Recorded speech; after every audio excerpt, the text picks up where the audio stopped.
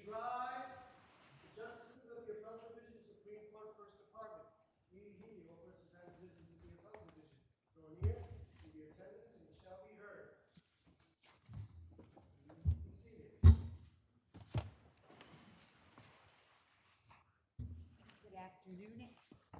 Good afternoon, everybody, and welcome to the Appellate Division First Department. Nice to see everybody here. I understand we have about 5.5 hours of argument time requested, so I have to ask you please to remember that we have had your briefs and your records. We are familiar with the cases, so we'd like you to just ask for the time you really need to get your important points through to us. When the red light goes on, that means that your time is up, and we'd ask you to wrap up your thoughts. Of course, if we have additional questions, we will continue to ask the questions. So I'm going to start the call of the calendar. If the appellant and respondent will get up and tell me the time that you are asking for, and we'll tell you what we think we can fit in for our schedule. So the first case on the calendar today is People versus Ames. Okay, 6, 2, and 6. Thank you. Billig versus Schwartz. Okay. Okay, you got it. 4 and 2 and 3. B. Erica versus Lewis M. Anyone here? Okay, that case is submitted. New York County Lawyers versus State of New York. Okay. I'm going to give you 6, 2, and 6. Thank you very much. RCM Technologies versus Marek Mechanical. Okay, and we have 2 respondents here. Marek. Okay, and respondent Allied. Okay, perfect. You got what you have, 4 and 2, and then 5 and 2. People versus Janice Fenn. Okay, respondent. Okay, 5, 1, and 5. Thank you. Wiltz versus New York University. Appellant.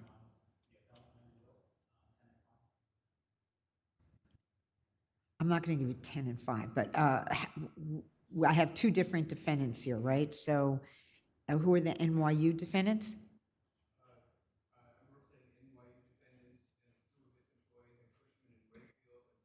Yeah, okay.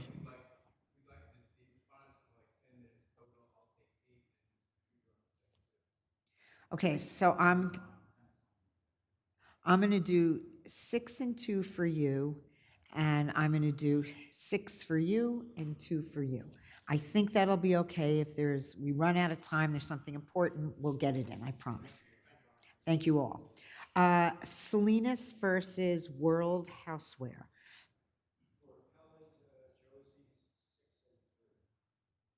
Is anybody else here on the Salinas case? Do you still want to argue, counsel?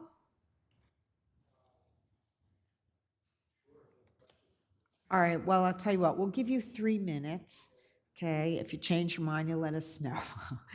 And the respondents are submitting. You're the appellant, okay. Screen Media versus Capella International. 6 and 2, okay, and respondent? Okay, you got it, 6, 2, and 5. A. Denham. Okay.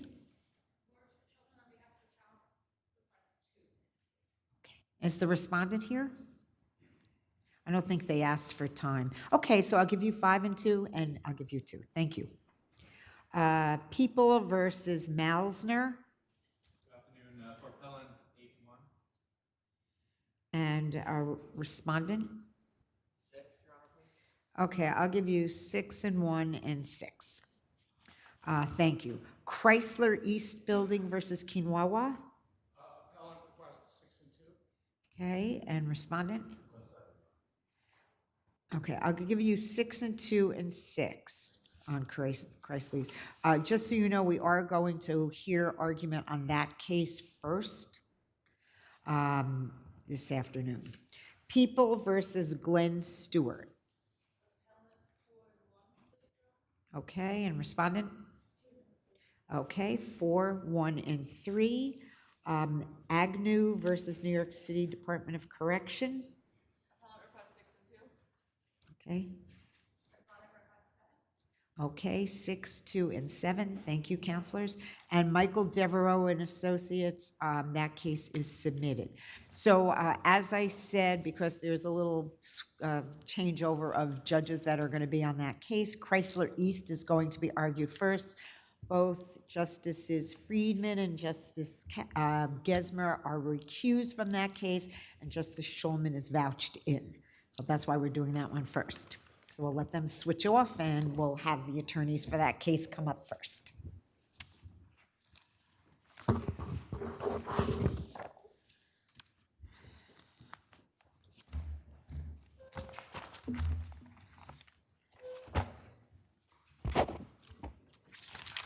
Okay. Counsel for appellate, whenever you are ready.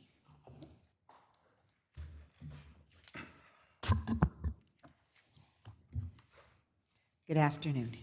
Good afternoon, Your Honors. May it please the court. My name is Kenneth Philbin. I'm an attorney at Greenberg Traurig, representing the appellant Chrysler East Building, LLC.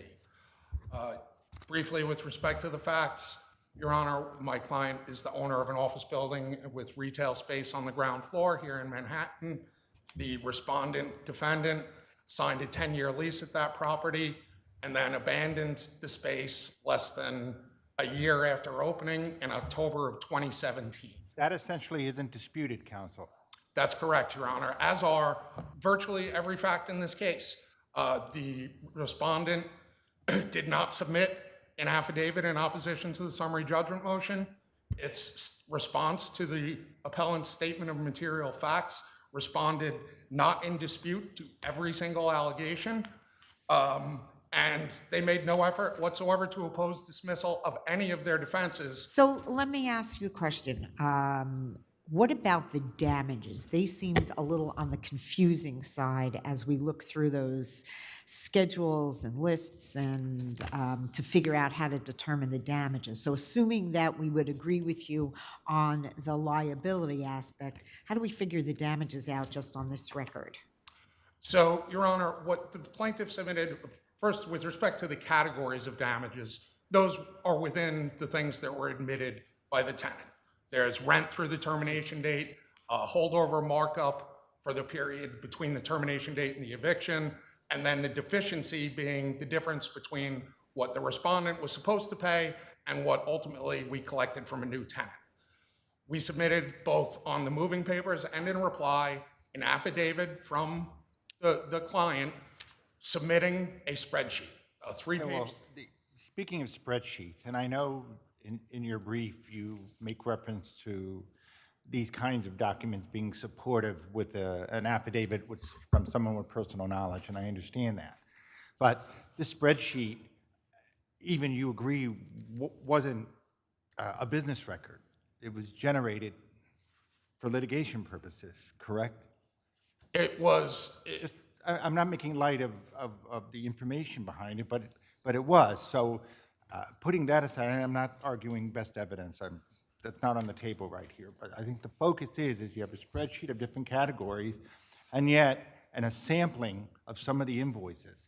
But I'd like to draw a quick analogy to legal fees. And I know if you under your circumstances, you believe you prevailed and should have prevailed and get fees. But when you do a legal fees proceeding, you generally supply the bills you send to the client every month to support your account stated. You supply your time slips, the billable rates of each partner and associate, the paralegal, and you have the building block of documentation that will arguably support the bottom line. I mean, that's been my experience historically and in the kinds of records I've reviewed here. I didn't see that in the record here. I saw what I saw, but I didn't see that here, that kind of documentary support for every single month, for every single charge, particularly when you have a charges for between the termination, the eviction and reletting, which was about a year or so later, and there are all kinds of charges with respect to that number. Did you list it, the cost for listing, and or brokerage fees? I mean, you get the point that I'm saying. I did not see that kind of in-depth paper trail that would give you dollar for dollar that seven-figure number you're seeking here against the tenant or former tenant. Your Honor, there is in fact documentation within the record to support every one of those charges, with the exception of things such as the interests, which were calculated based on a mathematical calculation. The vast majority of the damages are evidenced by the leases. The lease that with the respondent and the replacement lease with the replacement tenant, all the fixed rents. That lease, I understand. That has real numbers to it. Sure. What makes the successor tenant lease problematic is its multiple amendments, the fact that you've waived monthly fees and want a percentage of the gross profits from the business for a whole year, from 2021 and January through March. I mean, I don't have it all in my head, but you get the point. Your Honor. That's such an open-ended kind of number here. And as Your Honor is well aware, a commercial landlord in New York has no obligation to even re-rent space in these circumstances. So anything that is collected is to the benefit of the tenant. Section 15.2A2 of the Quinoa lease states that we can re-let the premises at any rate we want, grant whatever concessions we want, and it's all to the tenant's benefit. So would it be better serving the tenant for us to not re-rent the space at all? And Well, no, go ahead. All right. I don't think that's really the issue, Counselor. The question has to do with the Botanicus lease, which says that in lieu of rent, the Botanicus was to pay 15% of gross sales. Where is that specified in the spreadsheets, what the gross sales were and what 15% of that is, so as to assess what damages are appropriate under the circumstances? that level of detail is not in the spreadsheet, Your Honor, admittedly. However, these numbers were put in, that is the collection. That is what the spreadsheet was responsible to reflect, is here's what we collected from Botanicus. It was credited towards the damage account, and respondent didn't dispute it. Never, nowhere in any submission has respondent said, I dispute this number, I dispute this line item. They assert a conclusory statement that we dispute their damages. And that's the extent of it. Okay, let's hear from your adversary, and you'll have a few minutes to respond. Thank you. Thank you, Your Honors. May it please the Court, my name is John Malieri, counsel for the tenant and respondent, Quinoa. Unless this Court is willing to let parties moving for summary judgment literally write their own evidence and certify it as admissible, the trial court's decision should be affirmed. Well, what did you put in to dispute the fact that you did not open for business after a specific date? You were supposed to be open, I think, from 11 to 8 or 11 to 9, whatever, and you didn't show up, you didn't open for business, and you did leave. So what dispute is there as to that Your you Honor, put in? This is a case about whether under Zuckerman, the plaintiff moving party has met its prima facie burden. The burden never shifted to us. The trial court's holding says the prima facie burden to show entitlement to summary judgment has never been. Well, but I'm trying to figure out what you're talking about, because I thought that he did put in documentation to show that they didn't open up for business after a certain date, and that you really did not dispute it. So what else is there? You know, how did they not meet their prima facie case? Because, as the plaintiff points out in its own papers, an element of a cause of action for breach of contract, Harris versus Seward, they cite, is damages. And here the trial court found you did not make a prima facie showing of your damages, so I can't award you. Well, so there is liability and there's damages. And I think I asked rather early along to counsel, I think there may be more, the damages issue may be the one to speak to. So if you want to speak to the damages portion, I will certainly let you. Well, the damages, I can speak to damages, except all of the cases we cite really go to what I'm contending is the issue, is the prima facie case made, even on something as clear as an instrument for payment for a sum certain. In HSBC versus IPO, this court held that a summary document showing the amount of the accrued damages under an instrument for the payment of sum certain is insufficient. The admissible evidence needs to put in. And it didn't hold. Counsel, did you submit a counter? Did you submit anything indicating your knowledge of what the damages would be? No, because the cases are clear that we're entitled on the summary judgment standard to show either disputed issues of fact or excuse for why we cannot yet dispute the existence of these issues of fact. But counsel, what evidence would be out there that wasn't submitted that would go to the liability issue, right? I mean, clearly you maybe have something there on the issue of damages as to how that's calculated, but as to liability, what discovery would you need? Well, we would need discovery into really everything that's in the record at 300, 301, and 302, where, as Justice Schulman already pointed out, there's just line items that say these are our damages, and they're unsupported by any of the admissible evidence. The plaintiff is supposed to come forward with the evidence of the damages as an element of its claim, not just on the proof of damages, but also it must show liability for damages. And here we just have. Well, look, these I spreadsheets. mean, counsel said it's tough to be a commercial tenant in this city. The law really doesn't help you out too much, but the commercial landlords can re-rent or not re-rent. If you left, aren't they then entitled to collect the rent for the remaining time due on the lease unless they happen to re-let it? They're under no obligation, but in this case, there's no dispute that they did. And the question is, how much did they let it for? They gave certain concessions, I believe, to Botanica, and that's all the stuff we're trying to figure out. That was kind of complex. I mean, you can address that, but I just don't see how you really question their burden of their proof on the liability. I understand the court's point, Justice Kapnick, that they've come forward and said we have 3 categories of damages, and they've got one document that actually supports them, the lease. They have not put in the underlying admissible evidence of the Botanicus reletting costs, attorney's fees, termination, brokerage commission. They haven't put in the evidence showing the concessions that they made under the Botanicus lease, how much they actually received or didn't receive. Even if there's no legal obligation to mitigate, we're entitled to know how many dollars we are responsible for. And that, I'm contending, and I think these cases, HSBC and WAMCO and JMD Holdings, all say that the absence of the proof of the damages is insufficient to even make out the prima facie claim.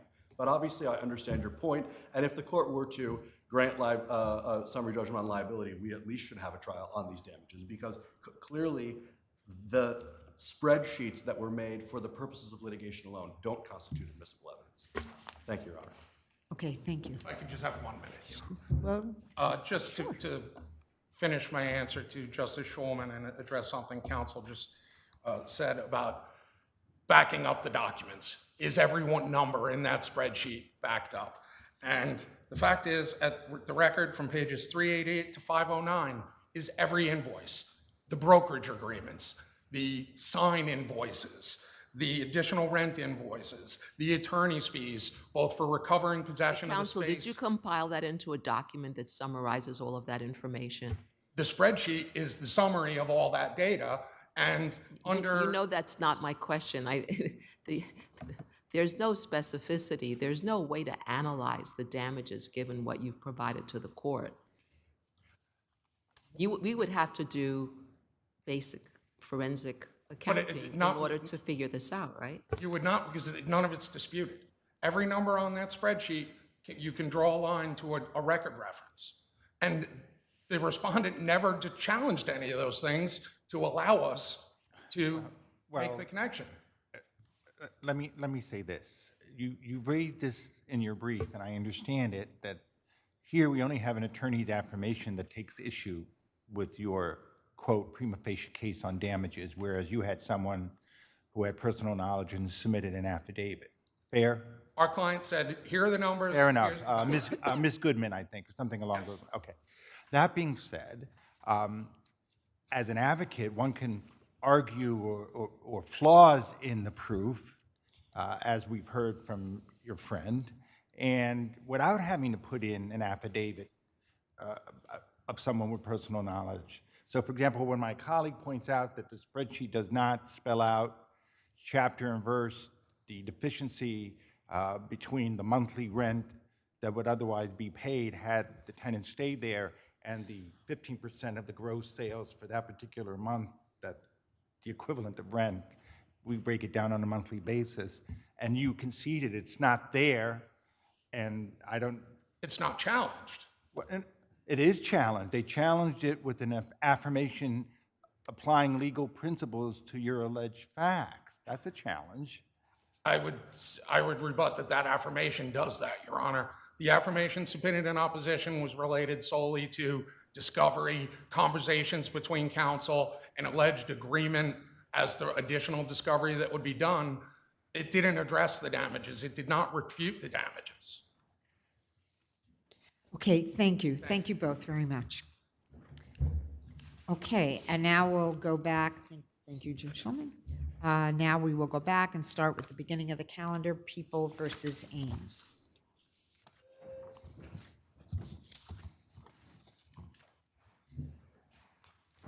Just wait 1 minute until everybody comes back.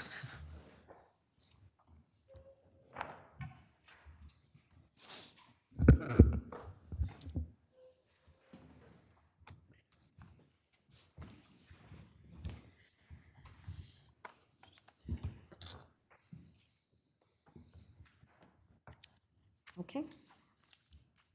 Okay. Good afternoon. Allison Haupt on behalf of Mr. Ames.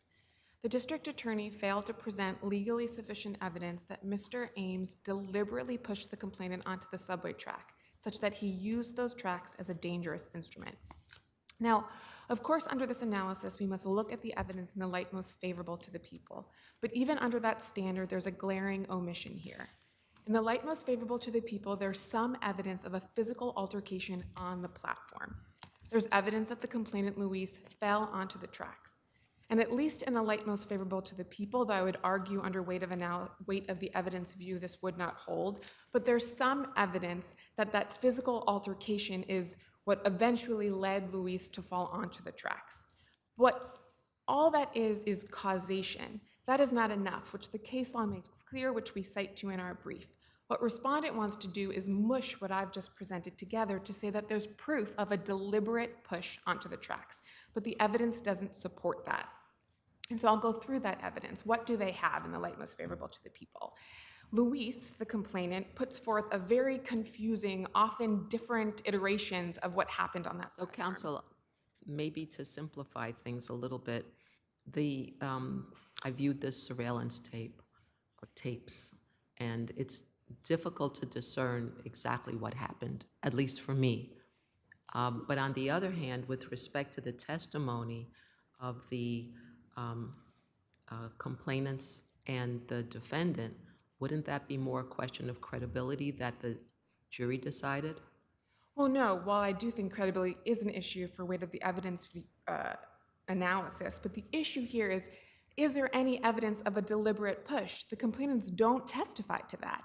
Luis talks about different things. One time it's a pull, another time it's a grab, another thing it's a punch and a blow, and then he fell. Not that these things were done in order to force him onto the tracks, but this thing happened and then he fell. And in That's fact, not enough. the case law that would suggest the people's position is a situation where somebody has pushed someone into the tracks, or even if we're talking about a sidewalk where they intentionally bang their head into the sidewalk, that's not what we have here, right? Exactly, that's not what we have here.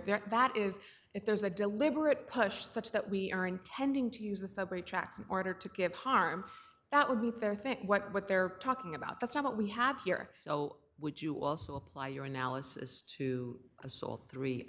Would you concede that that has been made out? So I believe that under weight of the evidence review, no, it has not, because there are so many credibility issues here. But one thing that I want to point out, that what I think is so important, is if we look at Alan's testimony. Alan testifies that he's on the train looking out on the platform. He observes Mr. Ames hit Luis one time. He says he sees Luis in front of him and that he's standing up. Then he immediately moves towards Mr. Ames and watches him the entire time as they fight with one another.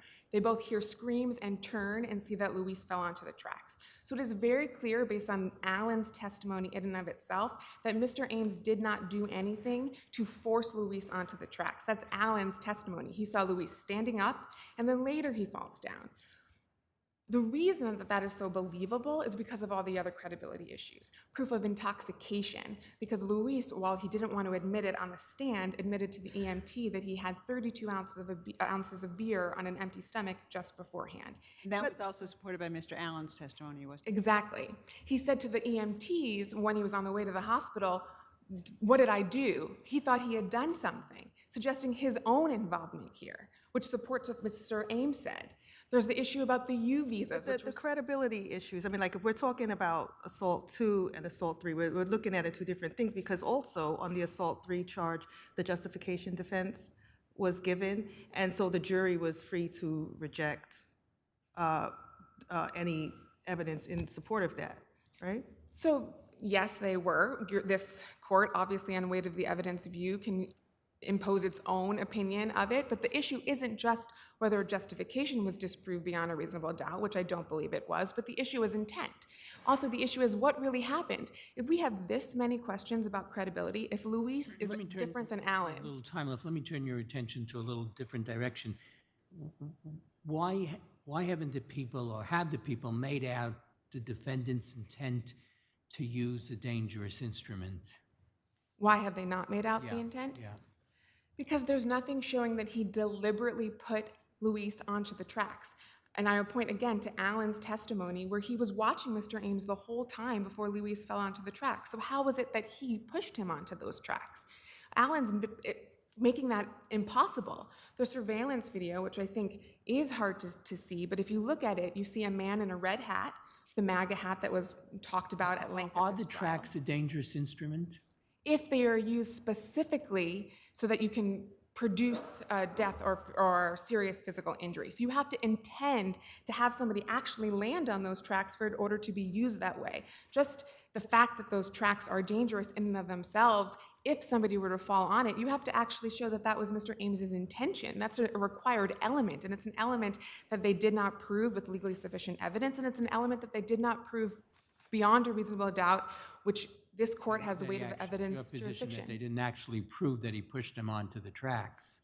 Of course they didn't prove that he actually pushed them on the tracks. Luis didn't say it. He said that all these things happened and then he fell. Alan didn't say it. He said, I saw him the entire time. And the surveillance tape was not really clear as to exactly what happened at that moment. True, but what it does show is that it looks like Luis is hurling his body onto the platform such that he falls on the platform well before he falls on the tracks. He threw himself on the tracks? It looks like he's kind of hurling himself after Mr. Ames, to be quite honest. But regardless of that, what do we see? We see that he's unsteady on his feet, probably because he's intoxicated. He's landing on the platform. He said that he was dizzy.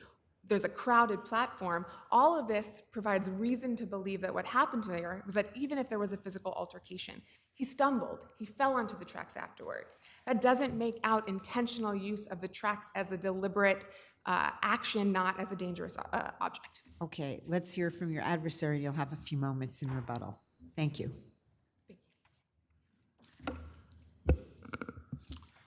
May it please the court. Good afternoon, Your Honors. Christian Rose on behalf of the people. I'm happy to answer any questions about the justification, but I can also just focus on the weight of the evidence.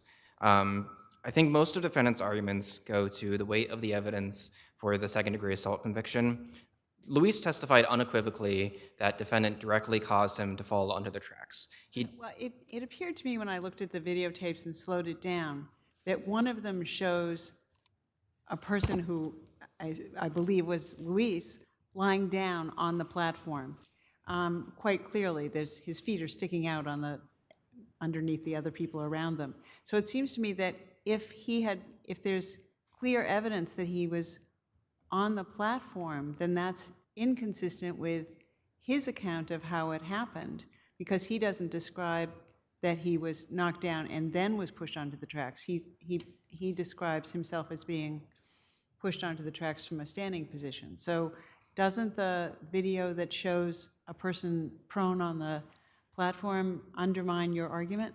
So I think it's partly inconsistent, but I think it's also worth noting that Luis testifies that after defendant punches him, his punches were so hard that he says his vision starts to go, he becomes woozy. And so Luis may not have remembered falling onto the ground. And then, as my friend on the other side pointed out, he does appear to stand back up. And at that point, there's a physical altercation happening somewhere on the platform, although it's obscured by the bodies. And at that point, Luis testifies that defendant at some point caused him to fall into the tracks. I also think it's worth pointing out that the character of the final blow that Luis says is what caused him to go into the tracks. He says that the defendant's hands were near his chest level and he pushed out. Now, whether that's fairly characterized as a push or blow, I think that was not entirely consistent throughout, but I think that what he was trying to say was that this action, whether that's a push or a blow, is what caused him to fall onto the tracks. Now, as for the credibility for all the other convictions, I think that there's no doubt that There's a case in the Second Department called People versus McElroy, which the defendant says is very similar to this case in terms of did you need to prove more to show that the tracks were actually used as a dangerous instrument, or did you not?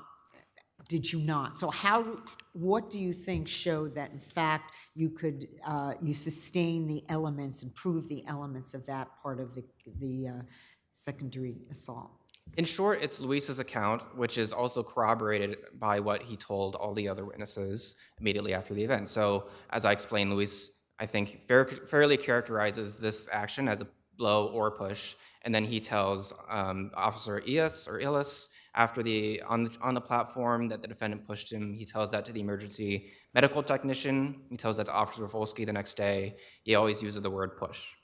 And I think that if you are standing near the edge of the platform and if you are pushed towards the subway tracks, I think inferable from that act is that the defendant intended to use those subway tracks as a dangerous instrument. Now, I think that the people's witnesses are... Counsel, would you address justification before your time runs out? Sure. So you can continue saying what you're saying, but don't forget. Okay. I'll briefly address the other convictions, and then I'll turn to justification, if that's all right. So Luis and Alan testify incredibly consistently up until the point where Alan says that he can't see what happens anymore, and he's perfectly honest about that. They both testify that Luis was attacked unprovoked from behind after defendant threw racial slurs at them on the subway, and then Alan says that he loses sight of defendant after the final blow, or loses sight of Luis after the final blow. And then at that point, the jury's left with the video, and it's left with Luis's testimony that they credited. And obviously, the jury, after requesting the video, looking at the video, credited Luis's account of events. As for the justification, under no reasonable view of the evidence was defendant justified in using the tracks as a dangerous instrument to cause injury to Luis. Now, in the people's case, Luis and Alan obviously testified that the attack was unprovoked, that Luis was unprovoked that the attack was unprovoked from behind. And So the issue is the charge. Right. Not giving the charge. Yes, but the charge was not supported by any reasonable view of the evidence. The only place where it could come from, obviously, is from defendant's account in this instance. But defendant argues that he first punched Luis in defense of himself, that Luis falls onto the platform, and then he steps over Luis and walks away. Now, that certainly makes out the justification charge for the third-degree assault, but regardless of whether there was a reasonable view of the evidence making out that charge, and there was... Would the defendant have needed to admit that he pushed the victim onto the tracks in order to get that justification charge? No, but certainly under this evidence, when he entirely denies the conduct, that I think you would have to speculate about the stories of each to find that defendant pushed him under some justification of fear of physical harm onto the subway tracks. I just don't think that that's here. It wouldn't mean that he would have to admit the conduct but deny intent, but here he denied it altogether and said that he was actually already walking away by the time this happened. And I also think that in any event, the error is harmless for several reasons. First, we have the credible testimony of Alan and Louise, where they testify credibly about defendant's slurs on the subway and then attacking Louise from behind. I think you would also be granting, if the court reversed on this issue, you'd be granting a retrial for an issue that was essentially already decided by the jury. I see that my time has expired. If I may briefly conclude the harmless error point. And it would just be incredible that a jury would find that the defendant was unjustified in punching Louise and Alan, but somehow justified in using the tracks as a dangerous instrument to harm Louise. Thank you. Thank you.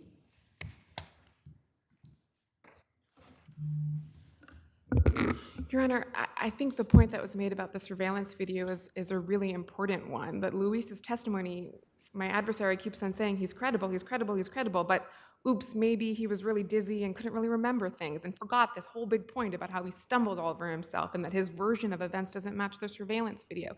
That's the heart of an intense credibility issue, and this comes down to whether there is one reasonable doubt as to what happened here. There are significant credibility issues, that he's intoxicated, that he thinks that he's the cause of this problem, that he's falling over well before he lands over there. My adversary, again, tries to square away what Luis and Alan are saying. They're incredibly different. Alan didn't just lose sight of Luis. He saw him standing up, he focused his attention on Mr. Ames, and then later Luis fell. That prevents any finding that Mr. Ames deliberately pushed the complainant onto the tracks. The jury grappled with this. 11 notes were sent out. Wasn't Alan's testimony that he heard screaming, presumably from other people on the platform who saw Luis fall at the same time that he was still focused on Mr. Ames? Right, and that means that his attention was on Mr. Ames. Mr. Ames could not have been the cause of that fall. And in fact, I think Alan testified that Mr. Ames turned at the same time because he too didn't realize that this has happened. This was not an intentional act from Mr. Ames. And two questions about the intent element, all the questions about what state the complainants were in. Luis didn't even want to call the police at first. The testimony was that he said, let's not get the police involved immediately afterwards. There are just so many credibility issues here. Well, there are reasons unrelated to credibility that a person whose legal status is unclear might not want to call the police. So I don't think Certainly. that's a fair basis for. It's a factor when I coupled. don't think it's a fair consideration in deciding credibility. It is just one among many, many issues that are in this case. And I would just say as to justification, if I may, that what the respondent wants to do is we must accept completely only Mr. Ames's version of events, or we must only accept the complainant's version of events. That's not how juries... The court heard in failing to charge justification as the second-degree assault. Does that taint the verdict on the third-degree assault? I think that it does, because as we put forth in our papers, that the court is basically signaling to the jury that we're not really supporting this charge in this other conduct. This is a very fluid motion. There's really no difference. Luis is talking about the blow, the punch, that's actually one of the things that maybe resulted in him stumbling onto the tracks. So they're so interrelated, charging them in one but not in the other could certainly confuse the jury and cause an issue here. And so with the full scope of the evidence, the jury could have said, I believe, that the complainants were actually the instigators, such that Mr. Ames needed to defend himself, but also disbelieve that he didn't do anything, didn't commit any conduct, that he actually did hit back in some way, like the complainant said, such that, of course, the justification charge should have been charged. Okay, thank you. Thank you both. Thank you.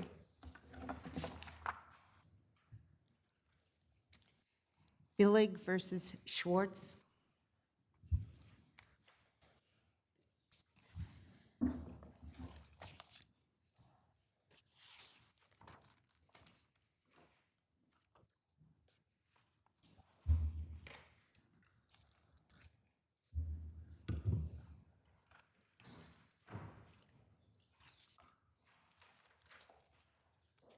Good afternoon.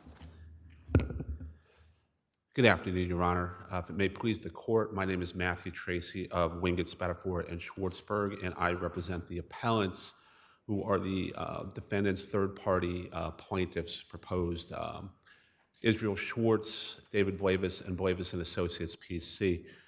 We are appealing the dismissal of our third-party complaint pursuant to 3211A7.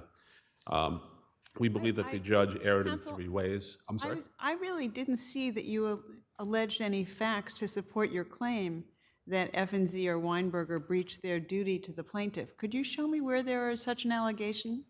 The allegations, they do not, they are contained within the amended complaint. Yes, in 138 and 150 of the amended complaint. I'm sorry. In paragraphs 138 and 150 of the amended complaint, it is shown that the respondents were hired to do due diligence for these transactions. But in the third-party complaint, the only thing that you say is that they represented the other party. Like, what did they do specifically? Yes, Your Honor. What they did specifically was within, if you look at all the pleadings as a whole, with the emails that were attached to. But that's not And those recited aren't in the pleadings. third-party complaint, counsel. The third-party complaint is on a diet, so to speak. But the third-party complaint would also incorporate within it the complaint plus the other documents. We included, when we served the It just third-party says he complaint, it included those documents. Counsel, it just says that the law firm and one of the attorneys represented the plaintiffs, and they should have known better. They should have alerted their clients to the scam that allegedly was being perpetrated by the defendants. What? But I think it's That's more to enough? it than that. In this instance, yes, but given that they were served with the amended complaint plus the emails that referred to in that complaint do give us enough facts to show malpractice. So And you're let me- saying that the third-party complaint is not a standalone document? Yes, I would say that, Your Honor. We have to read it in conjunction with everything that was said elsewhere? That was served on the third-party defendants. We just didn't serve them. So how are the third-party defendants supposed to know what exactly is being alleged against them if there's nothing specific in the third-party complaint? They were being served with a contribution and indemnity claim relating to, they were the lawyers for the plaintiffs in this action. They know what the transactions are. Okay, so wouldn't that be, even if that were true, wouldn't that be plaintiff's cause of action, not yours, in a third-party complaint? I mean, I'm looking at the third-party complaint, and literally it says in one sentence, they represented plaintiffs in connection with the transaction at issue in this section. And then it goes on to say, when you get to the first cause of action, as to damages. I mean, there's nothing else in there. But incorporating the rest of the complaint and the facts and circumstances. You annex the complaint and the Yes. amended complaint as exhibits to the third-party complaint. Correct, Your Honor. Although the third-party complaint doesn't have too much to say, you're saying that because you included all these other things as That is correct, Your Honor. exhibits. So what is following it up that on they that, did wrong that gives you a right to go after? Sorry, Your Honor? What is it that they did wrong that gives you a right to go after them? What they did wrong was they were hired specifically by the defendants, and this is in the amended complaint. They were hired by the plaintiffs, By the I should say. plaintiffs. It gets a little confusing, my apologies. And I want to answer your question, Your Honor, is that they were hired to do due diligence and represent the plaintiffs in these transactions. but there's no allegation that they breached that.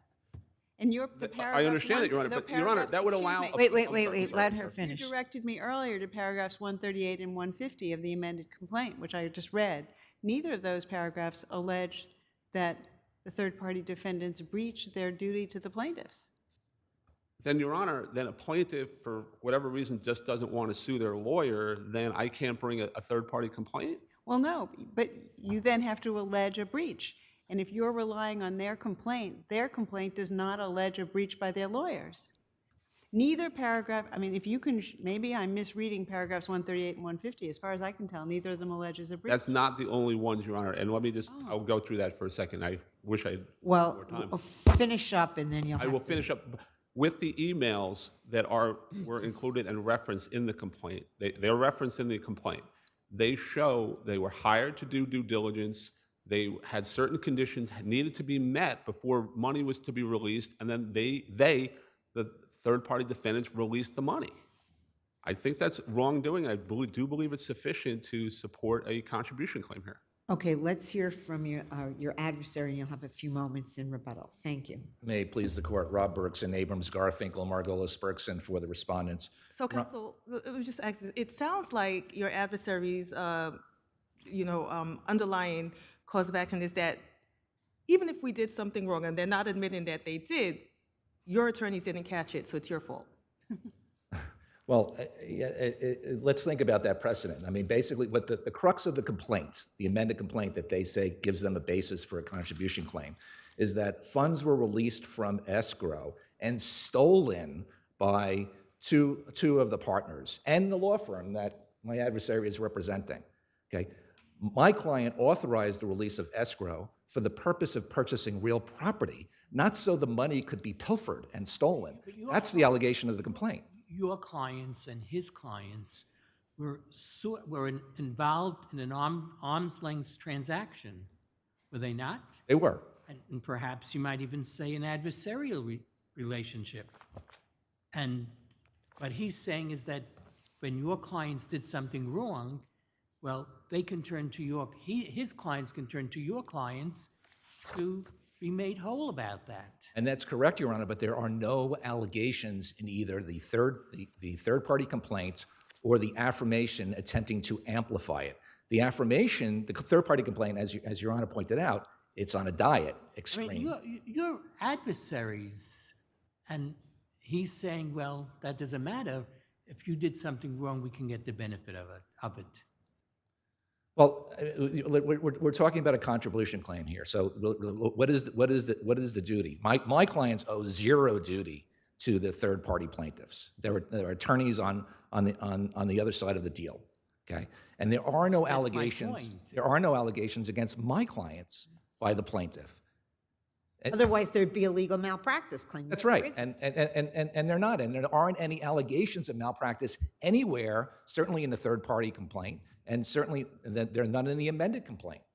So basically, what they're saying is, they're saying if their clients did something wrong and took this money out, you, attorneys for the plaintiffs, should have been smart enough to catch it and not allowed us to get to this point. So you're responsible too. in essence, yes, Your Honor, that's what they're saying. But let's think about the precedent that will set. Any party to a transaction. Any cases you know of where that's been? Not that I can see. I haven't seen any, but I have standing questions that are going through my mind right now. Can you sue someone for legal malpractice involving somebody else?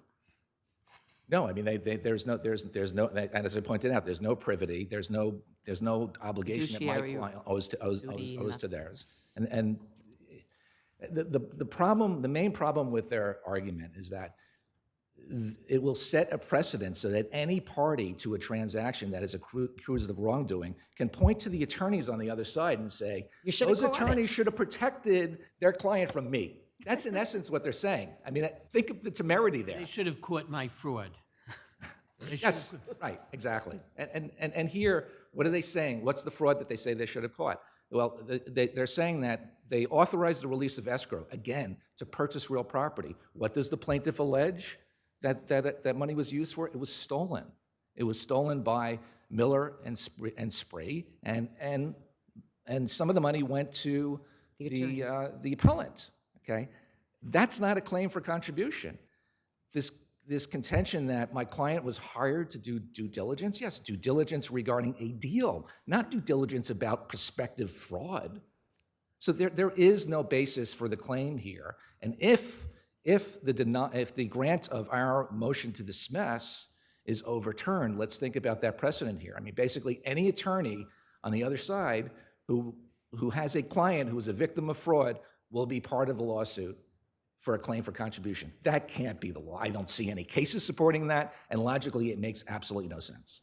Okay, thank you. Thank you.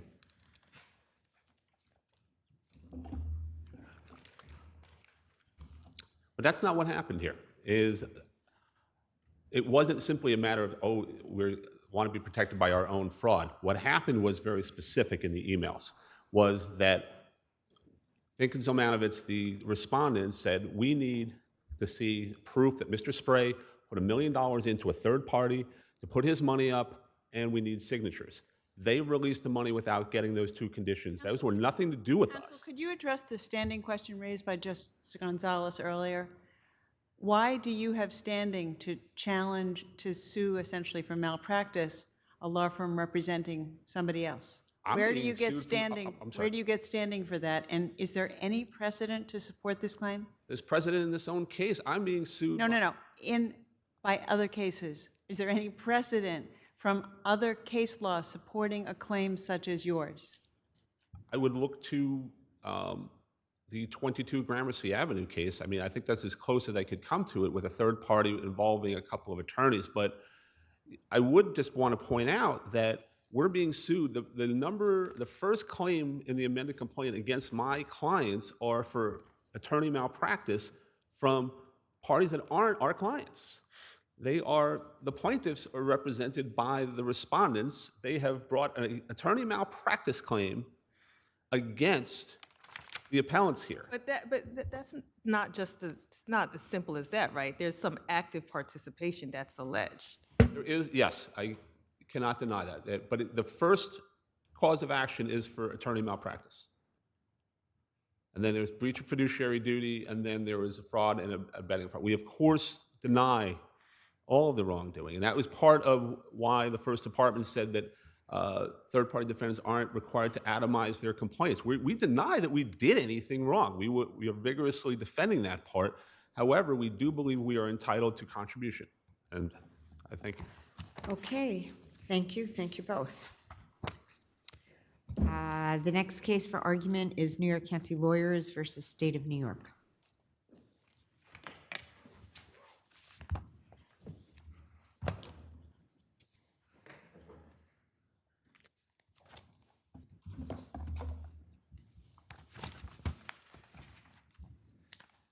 Good afternoon, Your Honors. Jonathan Shepwong on behalf of the City Appellants. May it please the Court. Supreme Court in this case did something that was entirely unprecedented. It ordered monetary back pay by preliminary injunction that had nothing to do with preserving the status quo, nothing to do with the right to counsel, or with improving client representation. And we know that because we can look at what the court did in 2000. The order Can you to slow show down a little bit? Pardon me? Can you slow down just Oh, pardon me.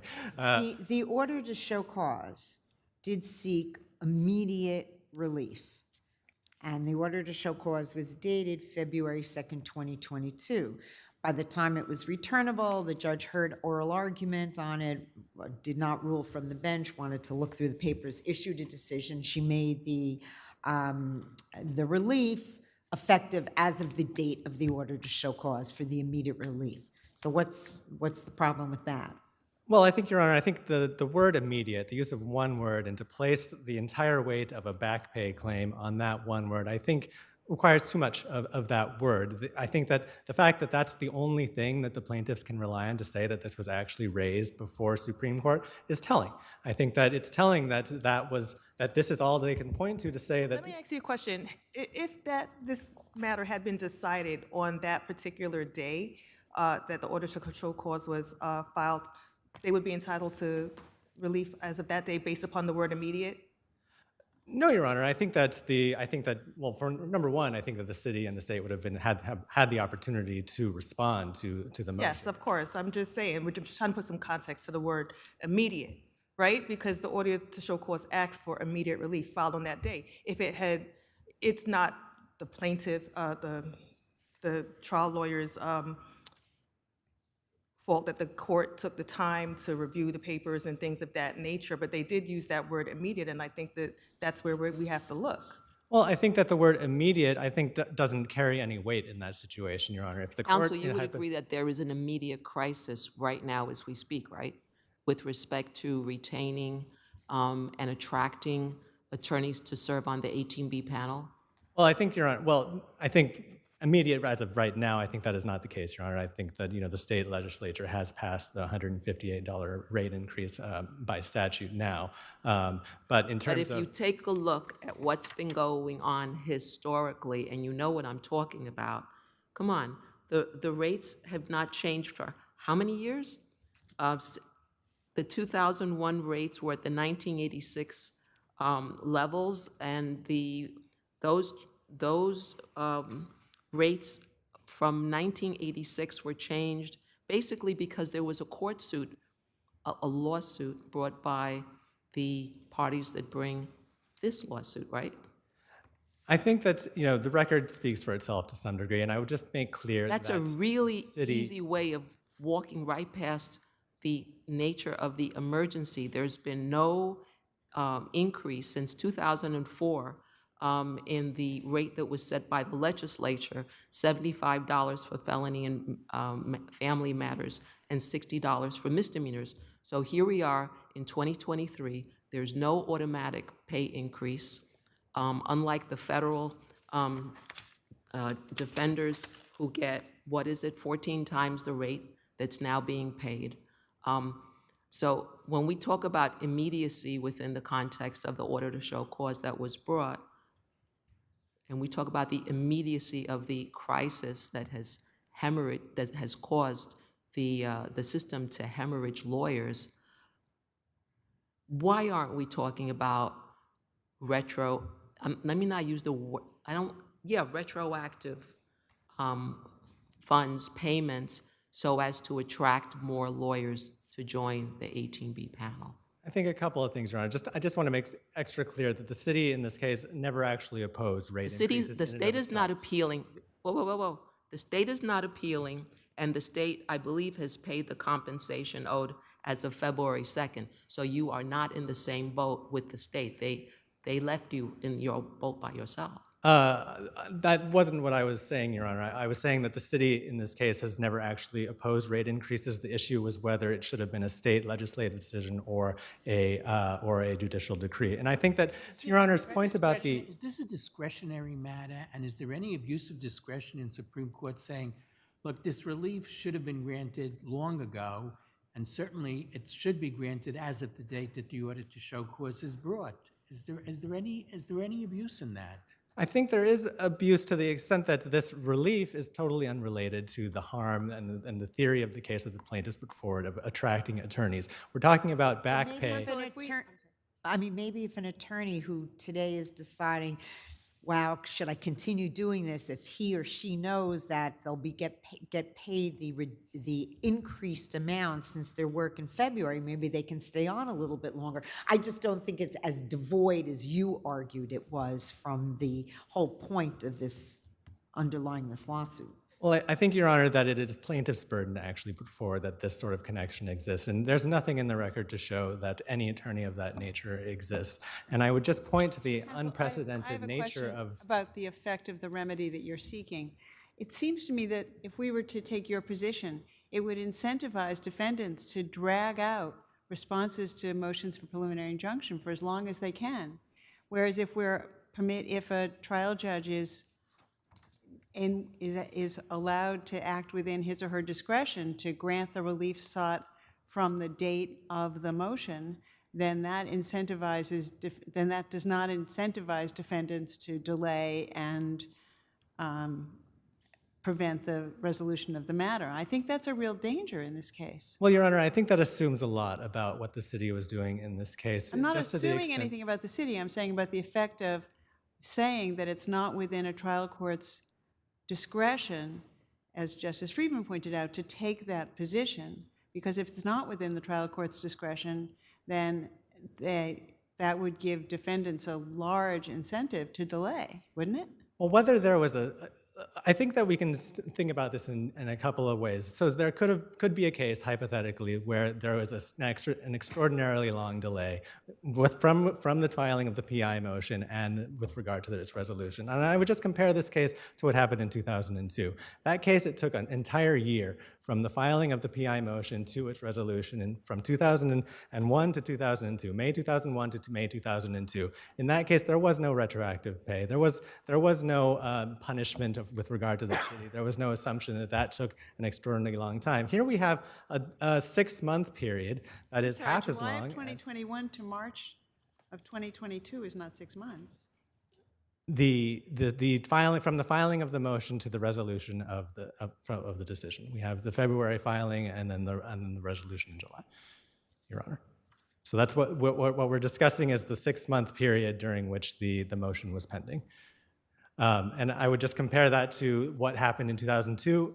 when that motion took almost a year to be resolved, and there was no conclusion that the city was unduly dragging its feet. And I think that the city appropriately in this case relied on the state's representations that this would be resolved legislatively. And I would just point out that that Supreme Court agreed that a legislative solution would be the most appropriate outcome in this case. But we don't and that's have too why the much court- control over that part. Let's hear from your adversary, and you'll have a few moments for rebuttal. Thank you, counsel. Good afternoon, Your Honors. Michael Dell for the plaintiff's respondents.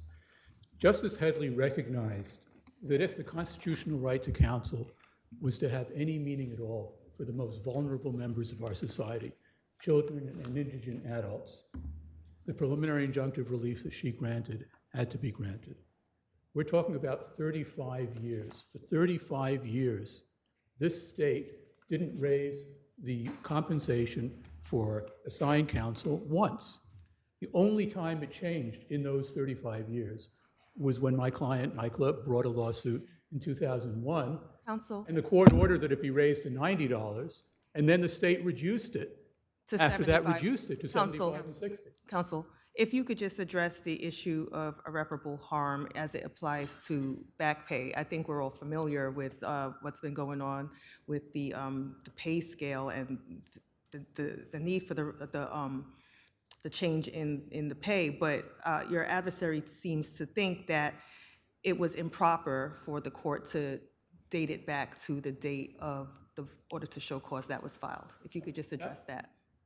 Thank you, Your Honor. That was completely within the discretion of the court. The court found, and I'm reading from the opinion, this court further finds that without implementing this preliminary injunction, that is the injunction that she ordered, children and indigent adults would suffer severe and irreparable harm that's imminent, not remote or speculative.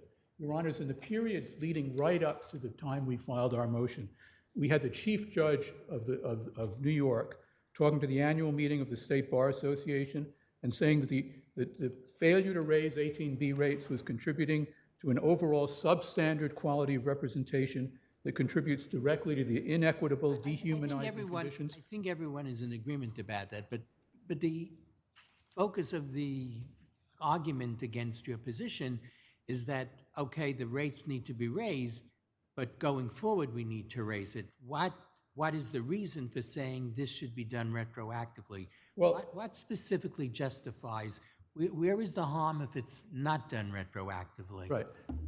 That's a matter within the court's discretion. Your Honor, I'd ask you to think about it this way. For 35 years, nothing is done.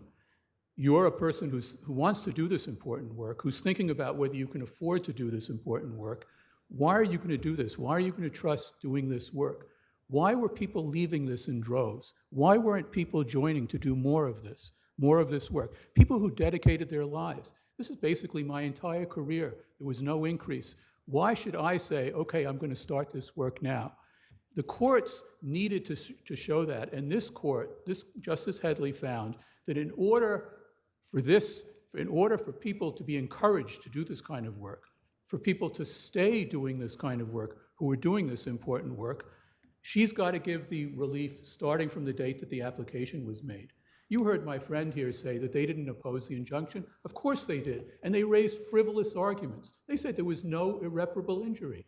If depriving you of your constitutional right to counsel is not irreparable injury, what is irreparable injury? That was an argument that they made. They delayed this. They delayed it from the time we filed our complaint in July. We didn't move for an injunction until the beginning of February. We tried to negotiate with them. We told them, you've got to do this. This is so obvious. And we were met with delay after delay from them. Yes, we'll talk. We're thinking about it. We'll put it in the budget. It wasn't in the budget. And so finally, we have to move. Right before we move, you look about it, every judge, basically, including the Family Court Judges Association, writes a letter. The state, the day before we made our motion, saying that until there's an increase, there'll be inadequate representation. Now, what is someone to do in deciding whether or not to do this work? Are they going to say, I'm just going to trust that this is going to happen? You're talking about major lifestyle changes for people. And yes, we put in affidavits from assigned counsel explaining they could not make ends meet. They wanted to do this work. They were morally committed to this work. It's important work. And they couldn't do it. And the state just ignored it. This is New York State for 35 years. So the judge said, yes, I feel that this is necessary to start it on the day you made your application. And just because they delayed it with frivolous arguments, I'm not stopping it. I'm not going to feel that I can't go back to that. So yes, there was every reason to do it. And it was necessary for the relief. If you look at what the relief was aimed to do, it's aimed to get more people to start providing this service. How do you persuade someone to provide this service? You show that the courts are not going to countenance this anymore. And from the moment that the relief was sought, the judge wanted to grant that relief. So there was nothing, I mean, that was within her discretion, but there was nothing that said, oh, no, you can't do that. There's nothing that he's I mean, he's not claiming that there was any violation of any law or precedent or anything by having granted. Maybe that's not how it came through 20 years ago, but it is how it happened this time. That's right. I mean, if you look at what this court has said in Kaminsky against Khan, courts may properly shape their decrees in accordance with the equities of the case. And that power is as broad as equity and justice require. And that's exactly what the court did, quite correctly did, here. And frankly, as you'll have seen in their brief, they've already violated what the judge has ordered there. Because she said when the federal CJA rate goes up, you should consider it also. It's expressly a part of her decision. She didn't follow what was done 20 years ago, because 20 years ago they said, we're increasing the rate until the legislature acts. Well, we saw what happened as a result of that. The legislature reduced it. So this time, that's not what she said. What she said is, to avoid being in this position again, this court hereby directs defendants, including the city of New York, to revisit and consider an increase in salary for assigned counsel at the same rate and at the same time the federal assigned counsel receive an increase. There was an increase on January 1. We wrote a letter to them and said, there's been an increase, you should do the same. And you saw in their brief, they said they're not doing it. They're not doing it. That's it. That's what they think of it. And that is not a way to incentivize people to come in and provide this valuable service. Thank you, counsel. Your Honor, I think one thing I just want to make clear, opposing counsel keeps talking about the state, the state, the state, the state. We are the city in this case, and the city does not have control over what the county law says in terms of what the rates are. The city has to relied on the state's representations in this case that a legislative solution was going to be forthcoming. But at this point, you're the one saying that Supreme Court couldn't have done this, and why, once Supreme Court comes to the conclusion that this should have been done, it should have been done long ago, that once it's granting a remedy, why can't it grant a remedy from the day that the order is presented to it on February 22nd? Because I think what we need to focus on is what the plaintiffs were arguing about the irreparable harm in this case. The potential irreparable harm in this case is about attracting attorneys in the future to join the 18B program or to remain in the 18B. And keeping the attorneys who are there now, who in many instances may not wish to remain in service. I think that we have to look at what is actually incentivizing those attorneys to join or remain in the 18B. But there's an actual relief which inures to the benefit of attorneys who are involved in this, and they should have had that relief as of February 2nd. I think that we are. I don't think we should accept my adversary's statement that the city was making frivolous arguments or anything like that. I think that our argument was that separation of powers required or at least encouraged the state to resolve this issue legislatively. And I don't think that that was a frivolous argument. I think that falls well within what the case law says in terms of it being appropriate for budgetary policy decisions to be made by the state. So. Haven't shown us why it's an abuse of discretion for Judge Headley to have done this. Because I assume you would agree it's within her discretion to do that, right?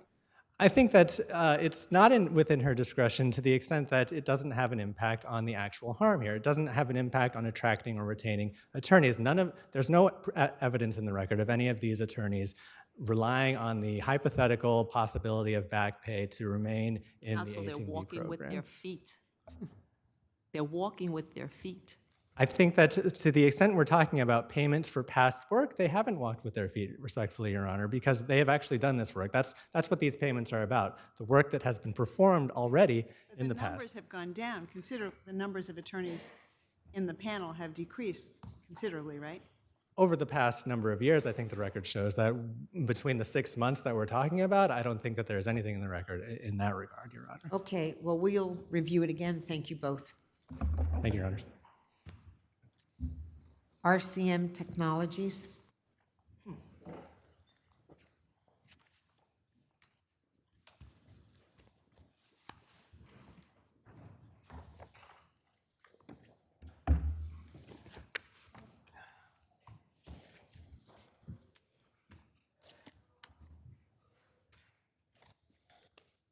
Good afternoon, Your Honors. May it please the court. Good Keith afternoon. Hemming with the law firm of Sills, Cummins & Gross on behalf of RCM Technologies, Inc. By way of brief background, NYPA, the New York Power Authority, retained RCM as a design builder to do various energy savings projects. One of those projects was Bronx Community College.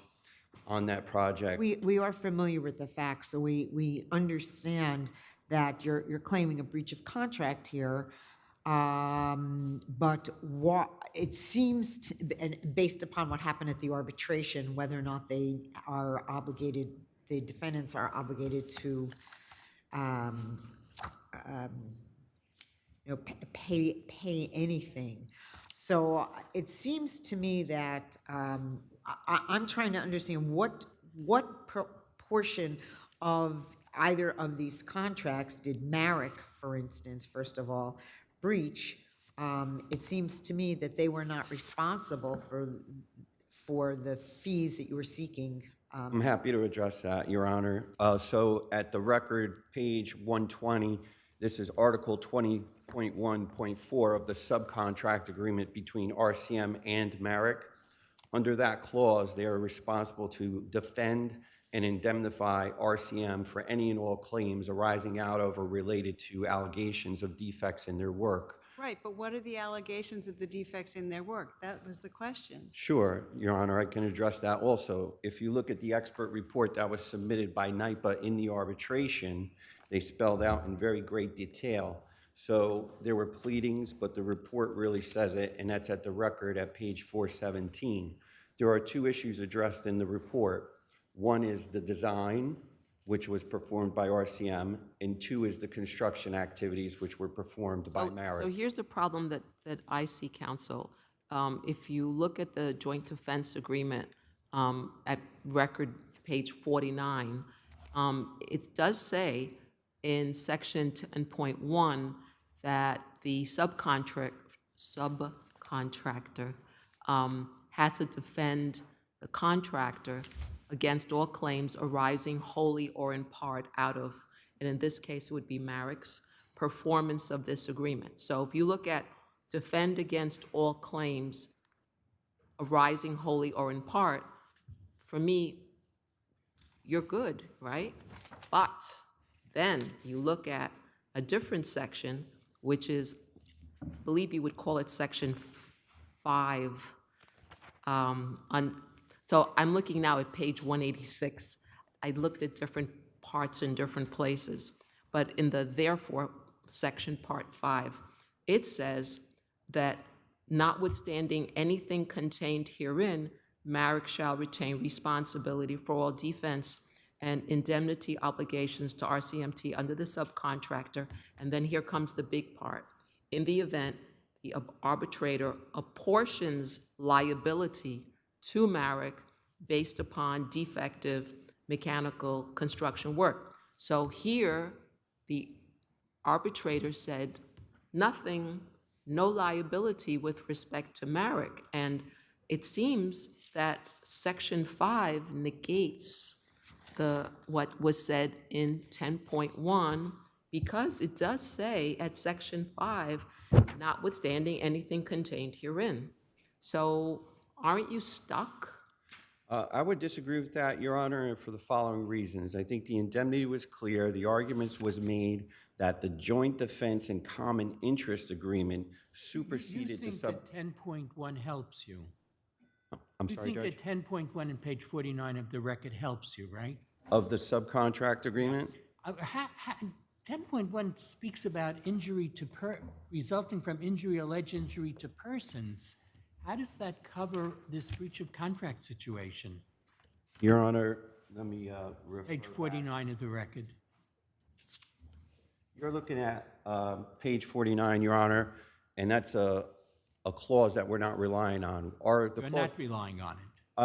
No, we're relying on the clause which is contained at the record at 120, page 120, and that's Article 20.1.4 of the subcontract agreement, which was incorporated by references through the supplemental conditions to the contract. And it's an exhaustive and expansive indemnification clause. But counsel, and I understand the red light is on, but okay, that's in the subcontract, but once the arbitration began, there was a joint defense agreement that was entered into, right? And that specifically went to the construction work and who's gonna be responsible, who's gonna pay, who's gonna be defended, and it wasn't, and once the arbitrator's award came down, it would seem that the joint defense agreement is what is applicable. I agree that the joint defense agreement is the issue here in this case, and it's a pure question of law, Your Honor. What I would suggest, and my argument is, and I think the text of the document supports, is that in no less than 5 areas in the joint defense agreement, it is reaffirmed that Merrick is obligated to defend and indemnify RCMT from claims related to arising from Merrick's work and/or services. Doesn't it say in Section 5 that each party remains solely and exclusively responsible for its own defense to NYPA's counterclaims? And then it goes on to say that notwithstanding anything contained herein, Merrick shall retain responsibility. You know, I think my colleague read it out to him. I don't need to read it again, but why isn't that what we're looking at here? I think that is part of the agreement, but the agreement per the law, Your Honor, has to be read in its totality. So we have 5 areas of the joint defense and common interest agreement after we tendered defense to Merrick, where we agreed to cooperate and collectively defend NYPA's claims. We did that successfully, and we were going to share the costs. And that's also specifically referenced in 4, where it says Merrick shall be responsible for the portion of the award of the arbitrator determines that the result of the defective construction, and shall, upon demand by RCMT and consistent with the subcontract, be responsible for the proportional share Well, of of the course, defense the arbitrator did not apportion liability because the arbitrator did not find any liability against your client or Merrick. That is correct, Your Honor. We successfully defended NYPA's claims through great effort and expense, including the And retention. now you want some of it back. We get it. They claim they had their own lawyer, which I see you claim is not true. Well, I can explain that, Your Honor, because I was there every day at the arbitration. I performed it all myself. So I cross-examined every one of NYPA's witnesses, including multiple experts related to metallurgy, professional engineers. I conducted the entire arbitration. There was an attorney from counsel's office there who cooperated and assisted, but asked no questions or participated in any way. We asked for their participation at that time. They chose to rely on my ability to cross-examine. Your time is up, but just one quick question. When you get to the JDA in paragraph 5, its last sentence, notwithstanding anything contained herein, that is language which reflects an intent to step away from whatever else you had agreed to before. Your Honor, I would disagree with that because I think that it's redundant and not contradictory. The intention of the language was to make clear that if there was an issue with design, RCM would be responsible. If there was an issue with construction, Merrick would be responsible. That's what was being hashed out in this agreement. And I think that based on the standard of law, which is an unequivocal intention to extinguish a prior right, i.e. the clause in the subcontract which But requires... Merrick has not been found to be responsible. I'm sorry, Your Honor? Merrick has not been found to be responsible. That's correct, Your Honor. Or RCM. We rigorously You won the defended- arbitration, but now you want your defense costs back. Exactly, Your Honor. The only thing that we asked for at the end of the arbitration, we thought we were working together, cooperating, and then at the end we were going to settle up because NYPA's case changed during the course of the litigation. In their pleadings, they made various allegations. When it came down You basically forced them into the arbitration. We did force them into the arbitration. We tendered the defense pursuant to the terms of the subcontract, and they accepted that. So, yes, Your Honor, we asked them nicely. so forced would be another way, I guess. to put it. But they did voluntarily, and it does say that in the JDA, they're voluntarily becoming parties to the agreement, and that was a cooperation agreement. It wasn't a release, it wasn't a settlement agreement as it's been characterized, and I think that one sentence within the JDA is, like I said, it's intended to be redundant and separate. We're responsible for design, they're responsible for construction, and I think that when the court erred, they erred in 3 respects at the trial level. Okay, counsel, you're way, way over the time, so let's hear from your adversary. You'll have a few moments. Thank you, Your Honor. Thank you.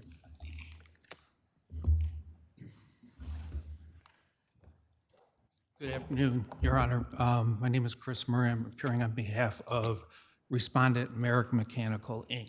So we've been talking about the JDA, and of course, paragraph 5, the last sentence of it is sort of like a very good piece of material for your side. What about paragraph 3 of that JDA on page 185 of the record? Merrick, consistent with its defense and indemnification obligations under the subcontract. That language seems to reincorporate what's come before. That, if you may, first of all, that sentence, and I believe it was 3, that was a sentence where they talked about if Merrick was found liable, and Merrick was not found liable. So if you read the full sentence, that's the case. But going back to paragraph 5, the language, notwithstanding anything here to the contrary, I think is perfectly clear. I think that sentence, he argues it was only one sentence, but it's one sentence. Is it meaning to countermand what paragraph 3 of the JDA might be saying? Or is it meaning to countermand what 20.14 of the supplementary condition says? I think what it is meant to do is clearly delineate when Merrick would have an obligation to indemnify, notwithstanding anything else that has been said. First of all, let me ask you this, because 20.14 is certainly not an example of a plain English provision in a contract. Right. How do you read 20.14? Do you agree that by its plain meaning, that it would seem to pull you in to have to share the defense costs? It would require us to defend any claim regarding our... And this type of a claim? I mean, right. This claim was initially RMT sued NYPA regarding 12 other things. Then They counterclaimed. NYPA counterclaimed, one counterclaim among a variety of issues. We sat down and there was a discussion as how this was going to happen. They agreed that they would defend with regard to design, because they did design, and we would defend with regard to the installation. We did that. I was at every day. Did you pay any cost? I mean, Appellate's counsel seems to suggest that he ran the whole thing. I don't know if you were there or not, or if it was a colleague. I was there. I was there every day. We called our own witnesses. We did our cross-examine. They paid us hundreds of thousands of dollars to defend this claim with regard to the installation. We submitted... Who paid you hundreds of thousands? Merrick paid their own lawyers. Merrick took on, pursuant to the JDA, Merrick took on... So you're saying that, in fact, you did separate the portions of the arbitration. You, Merrick's attorney, handled the portion about the construction, whereas RCMT's attorneys handled the portions that dealt with the design. And we submitted in the court below copies of the post-trial briefs that were prepared by... And I suppose what you're further saying is that you were there and you participated, but they took the lead. Because they had 20 other claims that had nothing to do with us. And that would be consistent, those actions would be consistent with Section 5 of the JDA, correct? Exactly. And that's what governs. We sat there, they said, you handle the design, we handle the installation. If we're found to be guilty because we poorly installed it, then we would have to pay. So let me take you back to 20.14 again. When it says, past the midpoint of that provision, by any person and which arise out of or result from, in whole or in part, the acts, errors, or admissions of subcontractor, that would be Merrick, right? in performance of services under this agreement. So when the arbitrator finds that you didn't do anything wrong, how does that tie in with 20.14? And when I just read you from 20.14. Well, it shows that the claims weren't based on anything we did wrong. We did the work, they signed off on it. So do you argue that even under 20.14, since the arbitrator says you're not responsible for you didn't do anything wrong in terms of construction, that even under 20.14, you wouldn't be responsible to participate in paying for this? I think Section 5 of the JDA is clear, and I think it was purposely drafted to be clear as exactly when we would have to do the indemnification. And the trade-off, the consideration, was we participated in the arbitration. I may ask one last question. Sure. To the extent that RCMT brought the arbitration, right? Was it entitled to attorney's fees as a prevailing party? In the I'm not sure whether they were awarded. I'm asking. I don't know the answer. I'll ask your adversary because I'm sure he knows the answer. Because we were a very small portion of the overall arbitration. There were 3 different properties that were involved. There were other contractors. There were issues of termination by convenience. There was issues regarding electrical work, all which had nothing to do with us. Is it true that the arbitrator did not give neither you nor RCMT a good housekeeping seal of approval, but the arbitrator refused to find that you had done anything wrong, that Well, they refused to hold us liable for anything and said that whatever problems that were being developed was because of how it was being operated. And not by any piping you would put in, or even if it wasn't exactly correct, that wasn't the cause of the problem. That's the correct. piping may have been the wrong piping, but it's not it's not the cause. Well, I would disagree with that, but you don't have to get It's to that. kind of irrelevant for this You argument. know- Okay, thank you. Let's hear from your co-respondent. Thank you, Your Honor. Wait, no, co-respondent, that's not you. We'll listen to her, and then you get to, then we'll listen to you. Alexandra Rigney, Fleischner Potash, on behalf of Defendant Respondent Allied World. I only have a couple brief comments to make. Allied didn't actually move to dismiss, did you? That was going to be my second point, but I can see that they did not move to dismiss, and it was dismissed anyway. We do contest that there's coverage. However, there was no motion made by Allied in the underlying case. So if there was no motion, why should you be entitled to a dismissal? I agree. We were not entitled to dismissal, and I say so much in the papers. I just wanted to clarify that, for the court. I believe it was an error. It was not remedied in any way in the underlying, and I think it was probably counsel for plaintiff's appellant, I'm guessing here, figured that this would be resolved at this level. Thank you for your candor. Thank you. Yeah, it does not pay me anything for me to fool around with that. The only thing I wanted to say was, since counsel for plaintiff's appellant has stated that they're no longer relying on section 10.1 of the subcontract, I do want to address briefly the 20.1.4 section of the supplemental conditions. The two things I would like to address is first, what is required of Merrick under that section is to provide a defense against third parties. So it's not a claim by RMC, it's a claim by others against RMC, the authority, and Merrick. And Merrick is not required to provide a defense for any claims that are asserted against RMC. Secondly, In other words, it's not between two parties to the contract. It's when there's an outside party coming and making a claim. That's when 20.14 kicks in. correct, that's exactly right. And then the second point I wanted to make is that, as an attorney who represents insurance companies most of the time, the requirement to defend is not determined at the outset of the arbitration. It is determined based on the liability of the parties. And here that was determined at the conclusion that there was no liability and therefore there would be no defense obligation. That's different than the insurance context where, of course, the duty to defend is at the beginning with the allegations. Here, the obligation is determined concurrently with the indemnification obligation. That's it. Okay. Unless you have any questions. Thank you. So doesn't Counsel for Allied make a good point about 20.14, that it's against third parties, and to read it as covering a situation between two parties to the contract is a pretty strained reading of that provision.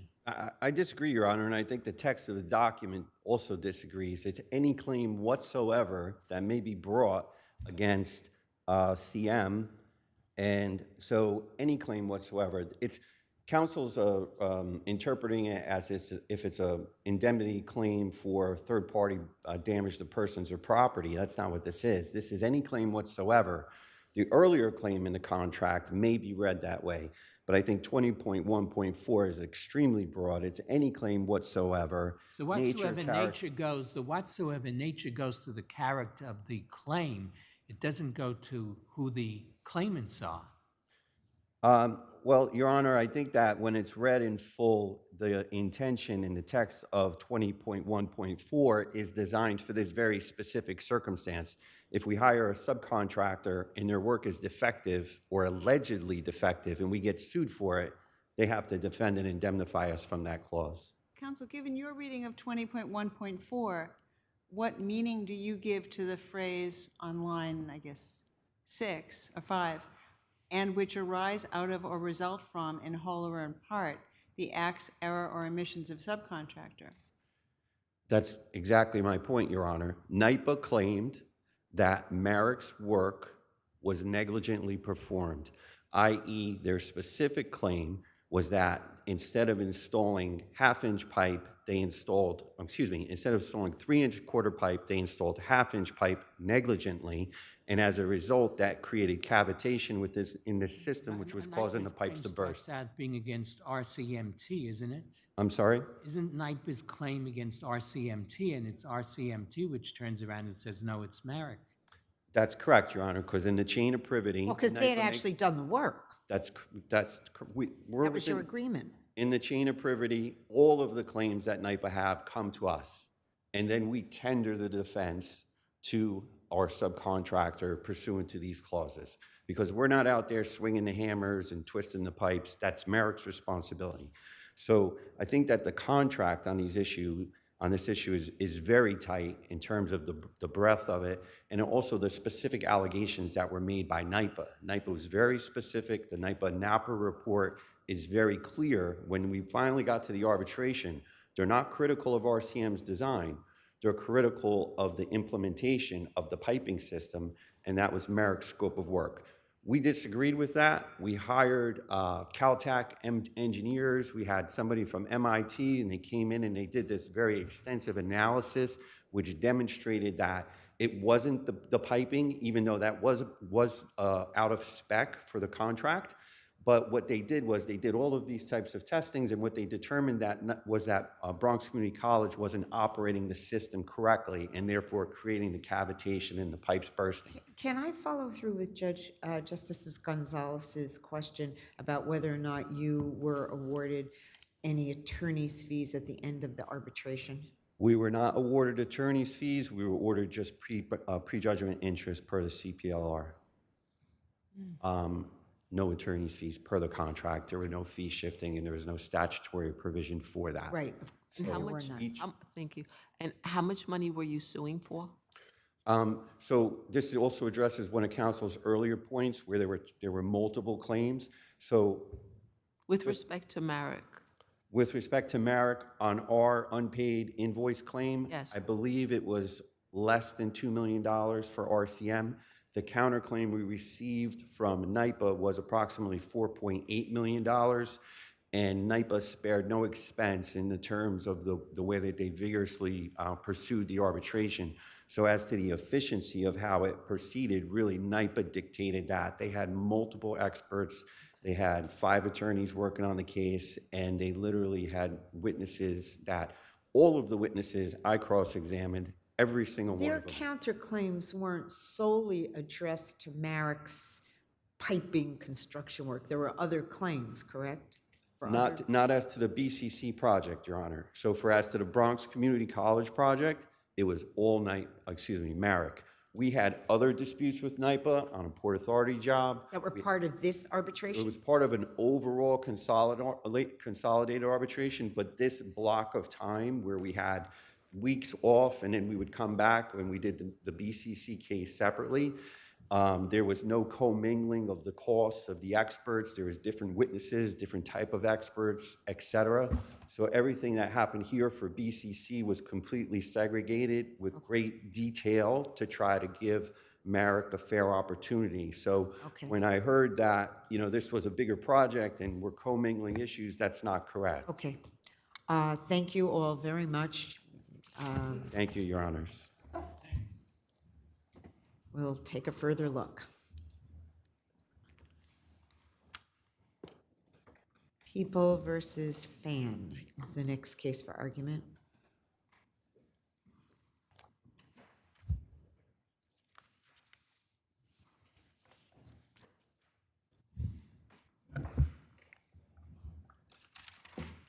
Good afternoon. Good afternoon, may it please the court. Frank Shaw from the Legal Aid Society for Janice Fan.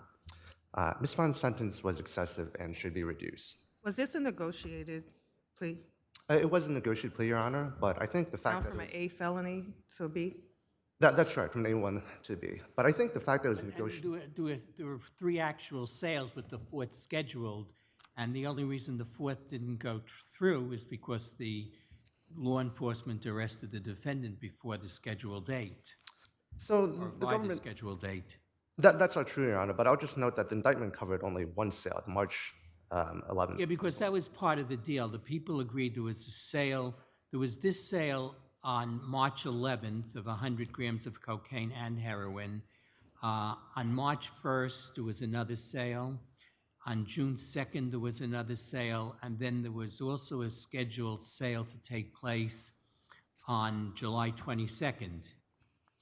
Yeah, that's correct. There are assertions that there were those Were sales. all of these sales recorded on video? So the people's disclosure form indicates that there were videos recording the March 1st sale of about, I think, like 4.79 grams of cocaine and the June 2nd sale. But I didn't see anything in the disclosure form about a video record for the March 11th sale. But going back to the earlier question of, was this a negotiated plea? And it was, but I just want to point out that I don't think the fact that it was a negotiated sentence here tells as much, if anything, about whether the sentence is excessive. Like, the sole reason why we think that the negotiated nature of a sentence is evidence that it's not excessive is because we assume that a rational defendant is going to have meaningful bargaining power and will reject a plea if it contains an excessive sentence. But I don't think the record here supports that. I want to highlight that this plea offer completely blindsided There's a Ms. waiver Fan. of the right to appeal here, too.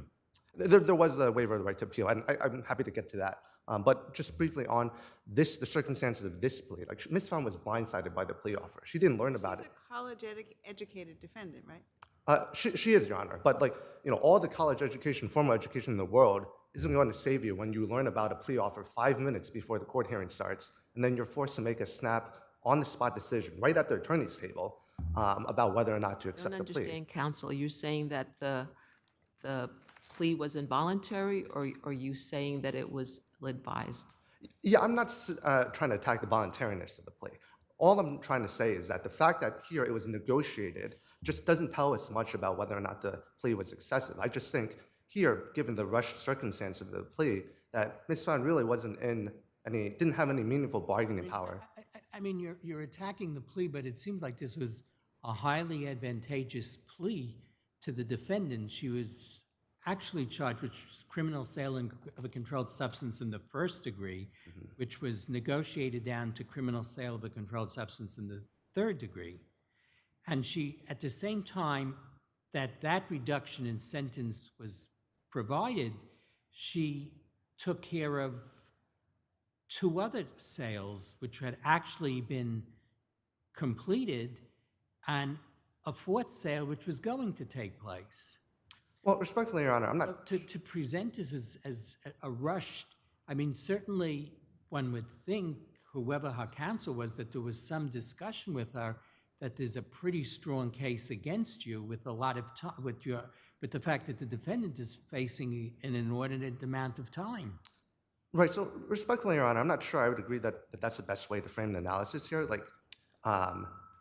I'll note that I think it would have offended all our notions of justice if the government had had the audacity to actually seek a 20-year sentence.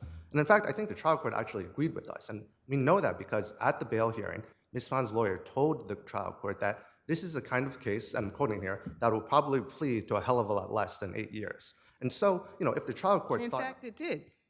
She took a plea to 2 years in plus 2 years post-release supervision. She got the benefit of the shock program. And even on the B, she was facing a maximum of 9 years, right? So she got the lower end of that. Right, yeah, but what I just want to push back in assessing whether or not this sentence is excessive. I just think it's not helpful to use the 20-year maximum as an anchor, as a benchmark, because the trial court... No, I'm saying underneath the B. I'm sorry, underneath, yeah, she pled to the B felony.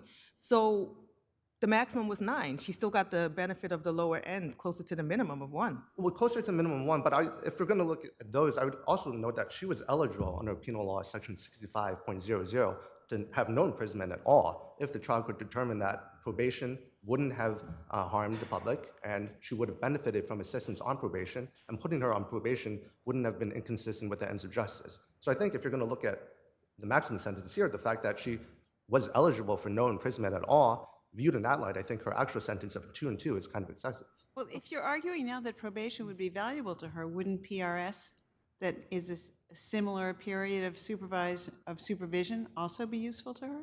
It could be useful. I don't deny That's all that you're seeking to reduce now, right? That's correct, Your Honor. Yeah, so I don't deny that certainly some amount of post-release supervision is helpful. But my argument here is that, at least at this point, she's already reaped all the benefits from post-release supervision. She already completed all the drug recovery programming, so at this point, continued supervision isn't doing anything for her on that front. And so that just leaves at this point her curfew and her required check-ins with her parole officer. And I think that's actually not only not... Okay, counsel, let's hear from your adversary, and you'll have a minute or so for rebuttal. Thank you.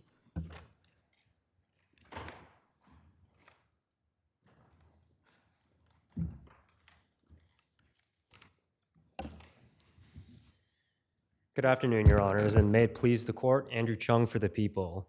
I'd like to begin by reiterating the serious nature of the defendant's crimes here. On March 11, 2021, the defendant sold 100 grams of cocaine, approximately... Why isn't this sentence of 2 years post-release supervision, which was the maximum underneath the B, why isn't that excessive? Your Honor, that sentence is not excessive given the nature of the crimes at issue here. As mentioned, the defendant sold approximately 100 grams of cocaine to an undercover police officer, and she was subsequently charged with both first and third-degree criminal sale of a controlled substance. But she took an advantageous plea and instead pled guilty to third-degree criminal sale of controlled substance and received 2 and 2. So, counsel, I was moved by some of the factual allegations that were made here by way of mitigation.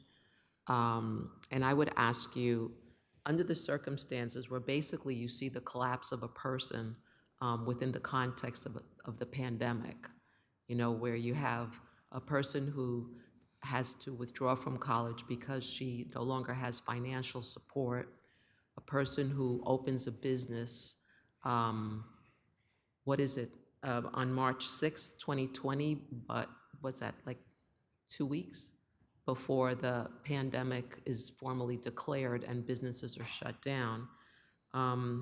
Someone who almost earned a college degree and stopped like 1 semester short. She basically falls apart within 6 months, having turned to alcohol and then cocaine. And then 3 months after that, she makes these sales to undercover officers. Under that set of facts, is the PRS, is it excessive? No, Your Honor, it's not excessive. Why isn't 1 year enough, or why aren't 18 months enough? Yes, Your Honor. Well, given the extent of the defendant's crimes here, 1 year would simply be insufficient given the nature of the crimes that occurred. It's important to note that had the defendant been convicted of the top charge on her indictment, she was facing a mandatory minimum of 8 years and a potential maximum of 20, but she received 2. And importantly, given the overwhelming evidence at the people's disposal, had this case gone to trial, the defendant likely would have been convicted. As mentioned, this was not defendant's first rodeo, and I think this speaks to a little bit about what you were discussing. Had this been a one-off... She had no criminal record, did she? No, Your Honor, she did not have a criminal record. However, over the course of a span of several months, the defendant was selling at multiple occasions, large quantities of cocaine and heroin to undercover police officers. We're talking about, at one point on the March 11th, 100 grams of cocaine. As previously mentioned, on the day that she was arrested, she had agreed to sell 200 grams of cocaine and 100 grams of heroin. These are large quantities of narcotic drugs. For some reason, she became subject of a serious investigation about this. She was a focus of this drug investigation. Yes, Your Honor. Yes, Your Honor. To the best of our knowledge, the defendant was subject to a long-term investigation. However, we would argue that given that and given the evidence that the people had at their disposal, it's clear that the sentence here was entirely just and appropriate.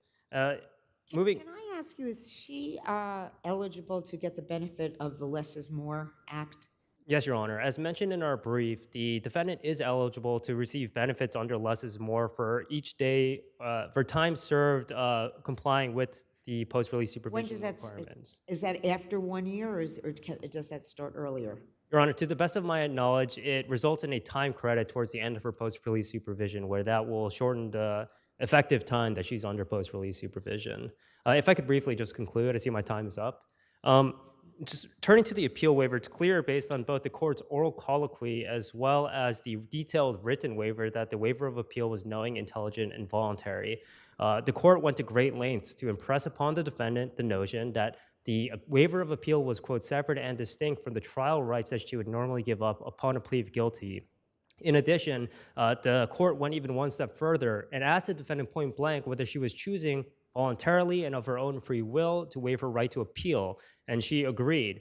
Given all of that, we need not even reach the excessive sentencing point because this claim is barred by valid appeal waiver. But even on the excessive sentencing point, we would argue that that sentence was lenient, if not extremely fair, given the surrounding circumstances. So there were all of these claims made that her business fell apart because of the pandemic.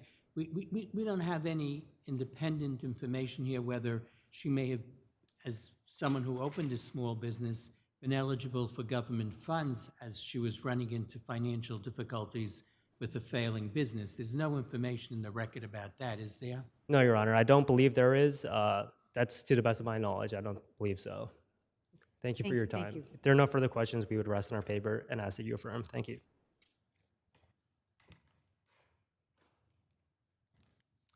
Just 3 points, Your Honor. First, I want to emphasize that what we're asking for here is a very modest request, reducing her supervision term from 2 years to just only 16 months. Because thanks to Less is More. 16 months, is that what you say? That's correct, yeah. Because she's already accumulated about 8 months of good time credit.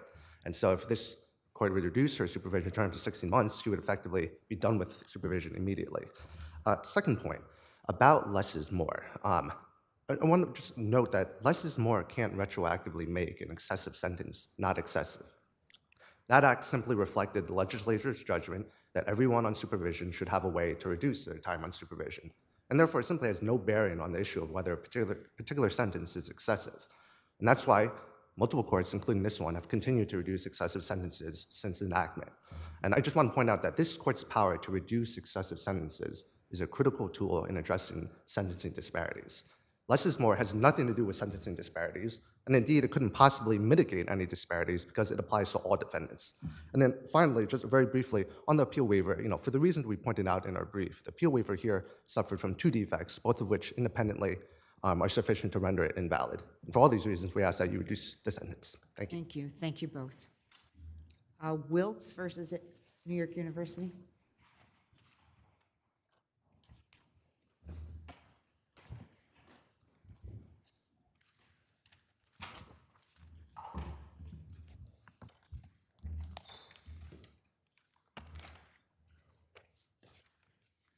Good afternoon, Your Honors. Good afternoon. May it please the court, my name is Randall Wiltz, appellant, pro se. It's my first time, so let's see how. Your voice up, counsel, okay? Yes. Thank you. For efficiency, I would like to state what this case is not about. In 2016, I was served with an eviction notice after living in one of the apartments owned by NYU for 20 years. That case was vigorously litigated. My experiences has been that the lawyers on this case engaged in a number of acts that prejudiced my rights, my housing rights to succeed to the rent-stabilized apartment. I was eventually evicted in 2018. I was eventually evicted in 2018. I filed a complaint with the federal court based on my civil rights being violated. That was heavily litigated. Also, while I was receiving mental care, Cohen and Gresser, the law firm, agreed to take my case pro bono, and they advocated on my behalf, and they brought that case before this court. The court denied the remedy requested. What this case is about is the personal injuries, the loss of property, and other human rights violations with regards to being in the apartment. I was served an eviction notice in 2016 of January. In June of 2016, because there were issues with my apartment that were not being addressed, I incurred personal injury. I had never brought that case before the housing court or the federal court. When I was evicted in 2018 and I had to remove my items from the apartment, counsel was working with me because I was receiving mental health care to get my stuff out of the apartment. And just coordinating that process took some time, and I asked for a minimum extension of a few days, 30 days, I can't remember the exact time. After I managed to get movers to get the stuff out of my apartment, there were issues with the elevators. This is in the Washington Square Village, which is on West 3rd, the 17-story building. And so it was hard, like, getting to have the movers, like, get all of my items out of the apartment. I had a few items remaining. I notified management. I notified the attorneys for the other side that I needed to come back into the apartment to retrieve what was remaining. Mostly a very expensive chandelier that had sentimental value. I requested. The response I got was that you will not get your property, you are not allowed to have your property, and plus it's a fixture. But while in federal court, I got a notice that all of my items were going to be destroyed, whatever they had. So I simply asked the federal court, can you put a temporary pause on that until I can retrieve my property? During that time, for that injunction hearing, I was notified that the chandelier was destroyed. Counsel, we have read a lot of this.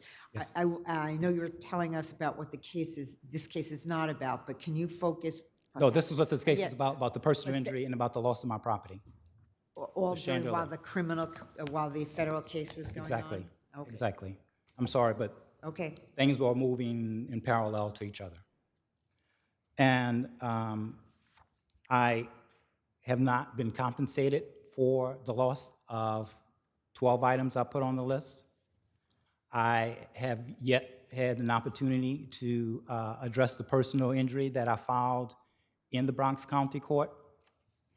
And opposing counsel argued that my claims for personal injury and conversion and ancillary claims are about the eviction. That is incorrect. And I've stated that in the facts. I refuted the dates that they provided in terms of how these two events are separate and not related. And it's clear that they didn't carry their burden of saying that I was barred from bringing the personal injury case and barred from bringing my conversion case. Preclusion is an affirmative defense. The judge abused her discretion by simply labeling my whole case as a rehash of the eviction case. The judge cannot assert that defense on behalf of counsel. And that's my contention today.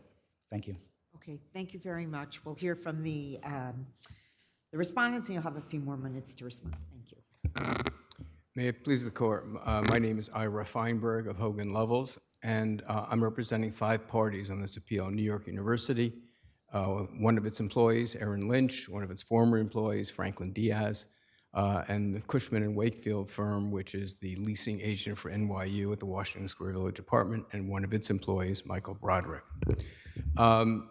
There are 8 causes of action that are stated in the complaint, and Justice Guzman correctly reached the conclusion that all of these claims have been litigated. Mr. Wiltz has been litigating for the past 5 years in every forum he can find. He's filed 2 state court complaints, 2 federal court complaints, multiple administrative complaints to city and state agencies. He's filed Article 78 petitions challenging adverse findings from those.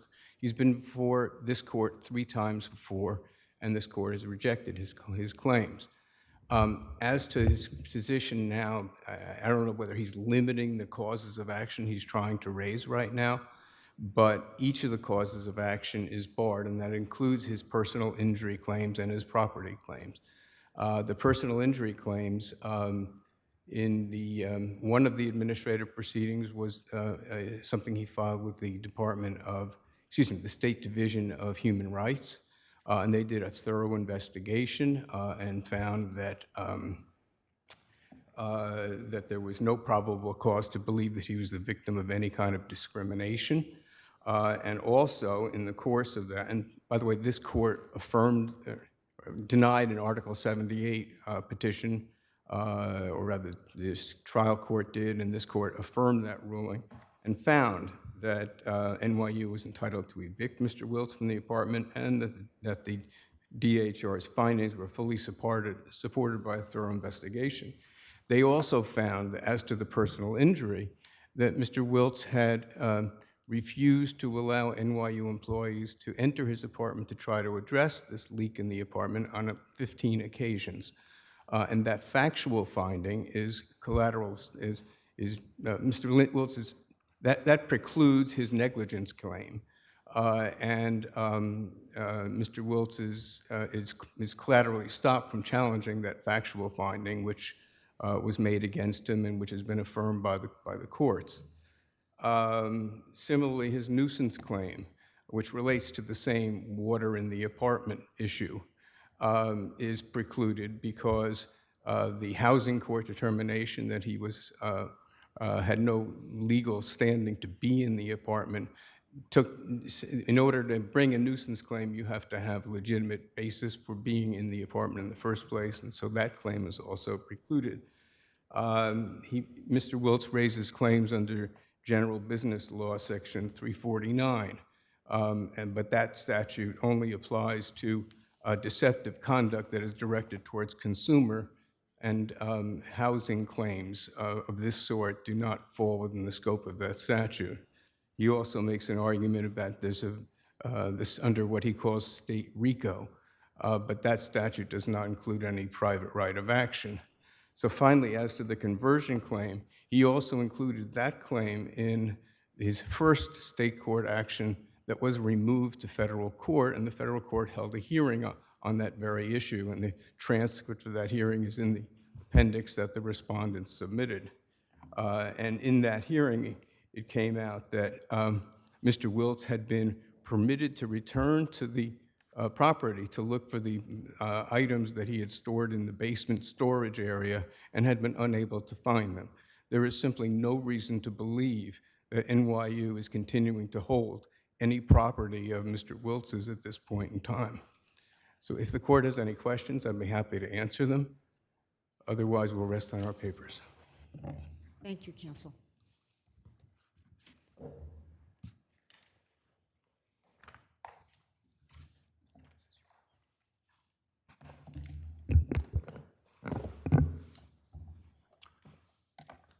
May it please the court, Daniel Shudroff, Jackson Lewis, PC, for defendants respondents, Collins Building Services, Inc., and Angel Perlaza. Briefly, Your Honors, the trial court properly dismissed Mr. Wiltz's claims based on collateral estoppel and res judicata grounds. Those claims were previously litigated in multiple forms, including the federal district court. As far as, even if they weren't barred by collateral estoppel and res judicata, at least with respect to the CBS defendants, Collins Building Services and Angel Perlaza, Mr. Wiltz failed to properly plead the allegations against these defendants pertaining to any of the claims that are contained in his complaint. Additionally, with respect to the motion to amend his complaint, the trial court properly found that an amendment would be futile, and also that Mr. Wiltz failed to properly include the pleading as part of the motion. And finally, the trial court properly denied Mr. Wiltz's motion for discovery because of the pending 3211 motion at the time. Unless Your Honors have any questions for me, we respectfully rest on our papers. Okay, thank you. Thank you, Your Honors. Okay, Mr. Wiltz, you have a few minutes. It's not my intention to limit my claims, just for efficiency purposes. I was stating the two most important claims, and the rest of the claims are ancillary in terms of like conspiracy, discrimination, harassment with regards to discarding my property. I believe that that was intentional. The complaint has detailed facts, times, and dates in terms of everything that happened. I totally refute what counsel is saying that DHR or other agencies determined that I was not entitled to file a personal injury claim. If you look at the dates, in December of 2015, I complained about the water coming into the apartment all the way up until June 2016, and there's no record of the defendants ever trying to correct that problem in my apartment, only until after I began to contact DHCR and HPD, which was in September and November of 2016. So logically, it doesn't make any sense. And it also doesn't make sense that DHR can adjudicate personal injury and conversion issues. That is not what they do.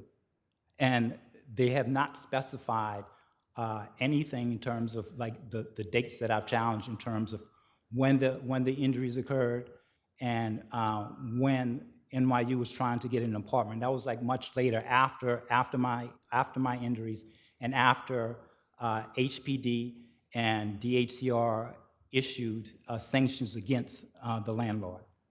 Also, I was never permitted to return to the apartment or to the building as was specified in the emails to me by Joseph Burden, who was the lead attorney in orchestrating this whole event. They specifically told me I couldn't get in there to get my stuff, and that if I wanted to get my stuff, I had to pay a specific amount of money in order for me to retrieve my property.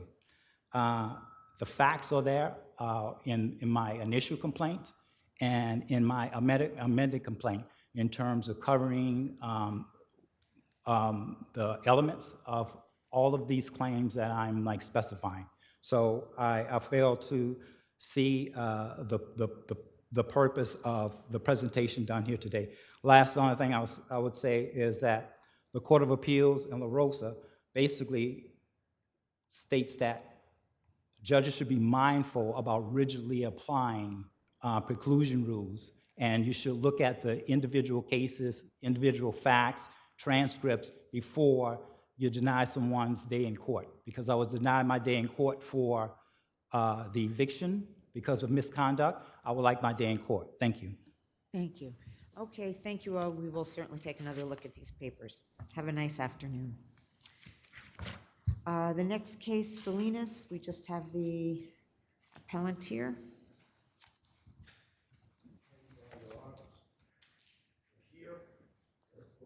Well, okay. All right, well, I gave you 3 minutes since you were here. Okay. Good afternoon.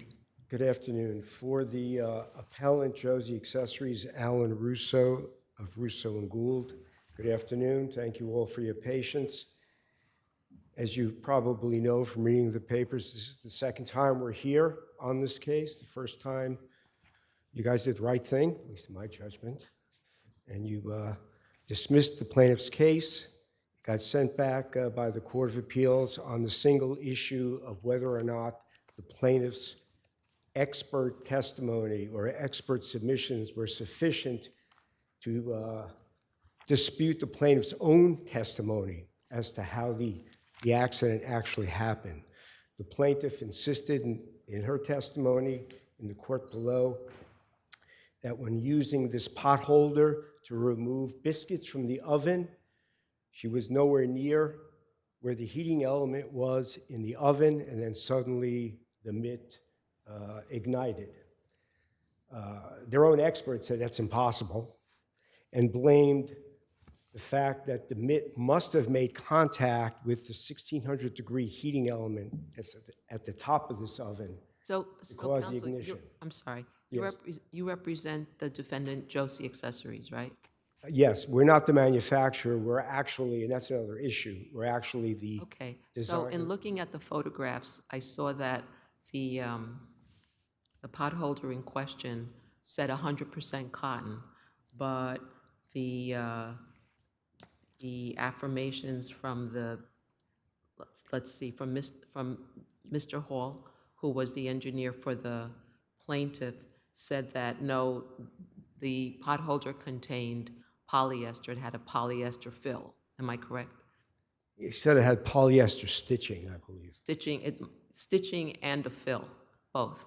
So with respect to the lab testing that was referred to by Mr. Long, who was the defendant's thermal science engineer, he talked about his own lab testing of the exemplar pot holder and the exemplar stove and oven, but he gave no description of what lab testing he used or what his methodology was. My question is, aren't there many issues of fact thus presented, because we don't know what the combustion level is of a pot holder that purportedly is 100% cotton, but in fact is not. It's really the plaintiff's burden to show that it was defective. But did you meet your shifting burden? Excuse me, I'm sorry? I'm sorry. It was Dolgen Corp's motion. You moved for summary judgment to dismiss the complaint. Correct. Right. But once the plaintiff countered with the affirmation of its engineer, did you meet your shifting burden? Because it does go back and forth, right? Yeah, no, I understand. I'm remembering evidence. What I want to focus the court's attention on the fact is this is a product liability case. It's got to be, their claim, if you look at their papers, is it was a defective design for failure to have a flame retardant on this pot holder. Okay, that is their claim in the case. A pot holder, its intended use is to protect countertops when you put hot things on it, or to protect your hands. The plaintiff created an issue of fact that the pot holder could have been produced in a safer way if it had been treated with flame retardant and if it had been 100% cotton. No, and the reason is because a pot holder is intended to be used not to apply to a 1600 degree heating element in an oven, but to protect your hands when you're reaching into it, let's say an oven, for example. But it's also, from plaintiff's perspective, not supposed to catch fire. Well, if you put anything next to a heating element, it's going to catch fire. But counsel, as a person who, I'm sure I'm not the only person in this room who's burnt their hands sticking my hand into the oven to get something that's baking it out. When you put a pot holder on, it's supposed to protect you when you touch something hot too. That's right. and it did protect from that. But the potholder itself, according to their experts, not according to the plaintiff, actually had to touch the heating element in the oven to cause this accident. The plaintiff is claiming, as incredible as the facts may Does be, that mean it has to catch fire? it will eventually, any potholder is going to catch fire, Well, but isn't in that the design, answer? It will eventually. Had it been treated with flame retardant, had it been made of 100% cotton, that eventuality would have taken a longer time to come about, and there wouldn't have been the serious injuries that have been alleged. without getting into all the facts, because I promised 3 minutes or less, without getting into all the facts, and there are a lot in this case, it is not intended to be used to be placed against the heating element. It was safe for its intended purpose, which is protecting your hands when you pull things in and out of an oven, or when you place, you're grabbing something hot, not a Except that heating it element. Caught fire, right? What's I that? mean, that's the thing here, except it caught fire. That is the plaintiff's allegation, without getting. That didn't happen? There are a lot of facts in this case Okay. to suggest that there were other bases. She was wearing a cotton robe at the time. But if there are a lot of facts, why wasn't denial of summary judgment correct? That's the sine qua non of summary judgment. There have to be no facts But in you dispute. first have to show it was a dangerous product, that there is proof that this product was dangerous But the as designed. conflicting There are expert- millions of The conflicting experts, right? One expert says, no, this is perfect. The other two experts are saying, no, it had polyester. When exposed to a heating element, it's going to catch fire, and here we are. their testimony is not supported by any scientific evidence. There are no studies cited. There's no testing cited. In fact, the only testing that was performed on behalf of the actually Dolgen Corp, who tested these types of potholes. They're still selling them today. They manufacture millions of these, unaware of any similar incidents. All right, we thank you for Okay. coming to visit us, and we will certainly look at the papers again. Okay. Thank you, Thank Mr. you very Russo. much for your indulgence. The next case for argument is Screen Media versus Capella International.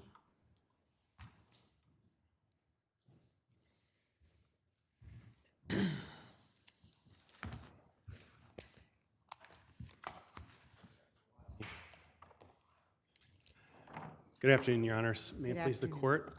My name is Eric Porter from the law firm of Stradley, Ronan, Stevens & Young for Plaintiff Appellant Screen Media Ventures. Your Honor, the lower court's ruling on summary judgment in favor of the defendants is contradicted by the record and by the applicable law, and it should be reversed. First and foremost, the ruling on the declaratory judgment claim was incorrect, as there are material issues of fact in the record which should have precluded summary judgment and required and allowed Screen Media to make their arguments and submit their evidence to a jury. That claim sought a declaratory. Are you saying then, counsel, that payment was timely made and that audits were, not audits, but statements, financial statements were timely provided? There were delays, Your Honor, of a few weeks, at the most a month, but we're talking here about a 15-year licensing deal, worldwide licensing deal, requiring quarterly statements, quarterly royalty And are you payments, which were saying that provided. are you saying that the accounting statements, I'm calling them accounting statements, is that the right term? Yes, Your Honor. Okay. That the accounting statements that were provided were inclusive of all the deals that were being done by your client? There have certainly been instances, Your Honor, that we have come across over the last 10 years of discovery in this case, where they have identified and we have acknowledged that there were inadvertent oversights. But again, I think that's really a secondary question when we're talking about declaratory judgment, But because do you also dispute that your client delivered the films to a third party? no, Your Honor, that was the purpose of the underlying 2002 licensing agreement, was that they were going to sub-license the rights and the materials to screen these films, stream these You films. only had a right to do that through 2000, and best case scenario through 2017. Yes, Your Honor. And yet you made deals in certain instances where that continued on into 2018. Where did that right come from? Well, And included showing those films over the internet, which was expressly barred, right? Well, we think that's not what the contract says, Your Honor, and I'm happy to speak about that. If I can address the first question, though, there's an allegation, Your Honor, that there were agreements entered that may have gone beyond the term. But again, that would have been a breach at most if it happened, and there's no evidence presented on summary judgment that it did. Well, there was an at most in affidavit about it. 2017, not in 2011. It's not a grounds for terminating an agreement in 2011. And I'll note that the original agreement expressly contemplates a procedure for extension beyond 2017. So if there was an administrative oversight, But you didn't have that extension in place when you did those post-2017 agreements. Again, Your Honor, that's an allegation, but there's no evidence presented on summary judgment that actually occurred. Well, the termination letter, wasn't it instigated by the failure to provide the fourth quarter 2010 statement? And didn't it have something to do with the fact that films were delivered to CPV Media despite denials by your client?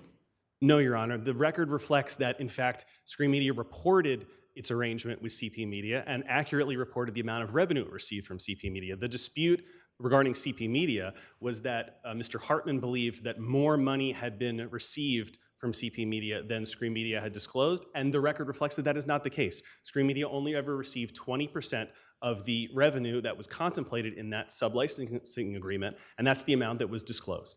So if you're found liable and this goes on to a hearing on damages, then there's going to be no damages, right? Well, there would be no damages on CP Media, Because Your you Honor. did nothing wrong. That's your position. Your Honor, again, this motion is not about damages. This motion is about the finding on liability. Damages had nothing to do with the underlying motion. It was a motion for partial summary judgment on liability only. No, I understand that. But my question is, so if you're found liable, then there's no damages according to your analysis because your people did everything right. Your Honor, we've acknowledged that they're not getting revenues from businesses, side deals all over the world as to the distribution and marketing of these films, right?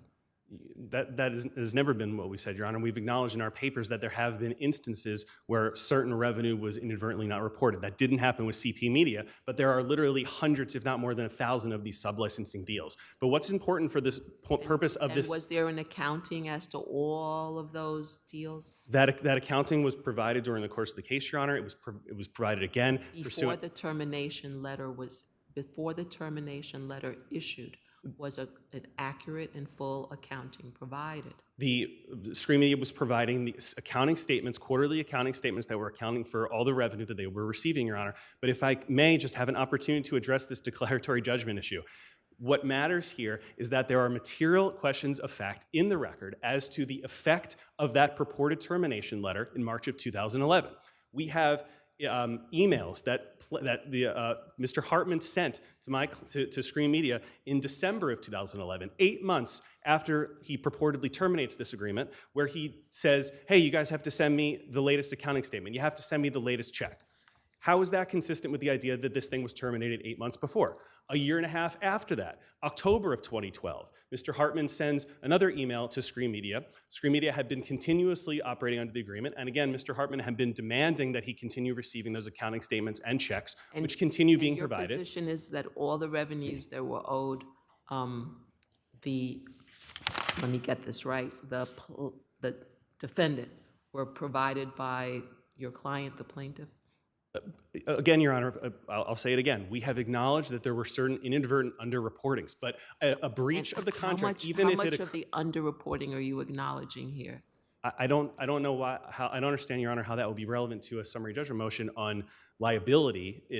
I don't know the number off the top of my head, Your Honor. That will certainly be an issue that's litigated at the trial on damages. But this court has itself made clear that even if a material breach occurs, that does not settle the question of whether a contract is terminated. That would then present the non-breaching party with an option to either terminate the contract or continue operating under the contract. And when you send emails that say 6 months after a purported termination, hey, send me the check, send me the accounting statement. When you send an Why email is a that year and a just half not- later that says, Why isn't that just trying to collect on the fees? How is that a continuation of a contract? I mean, you haven't paid. They're asking where's their money?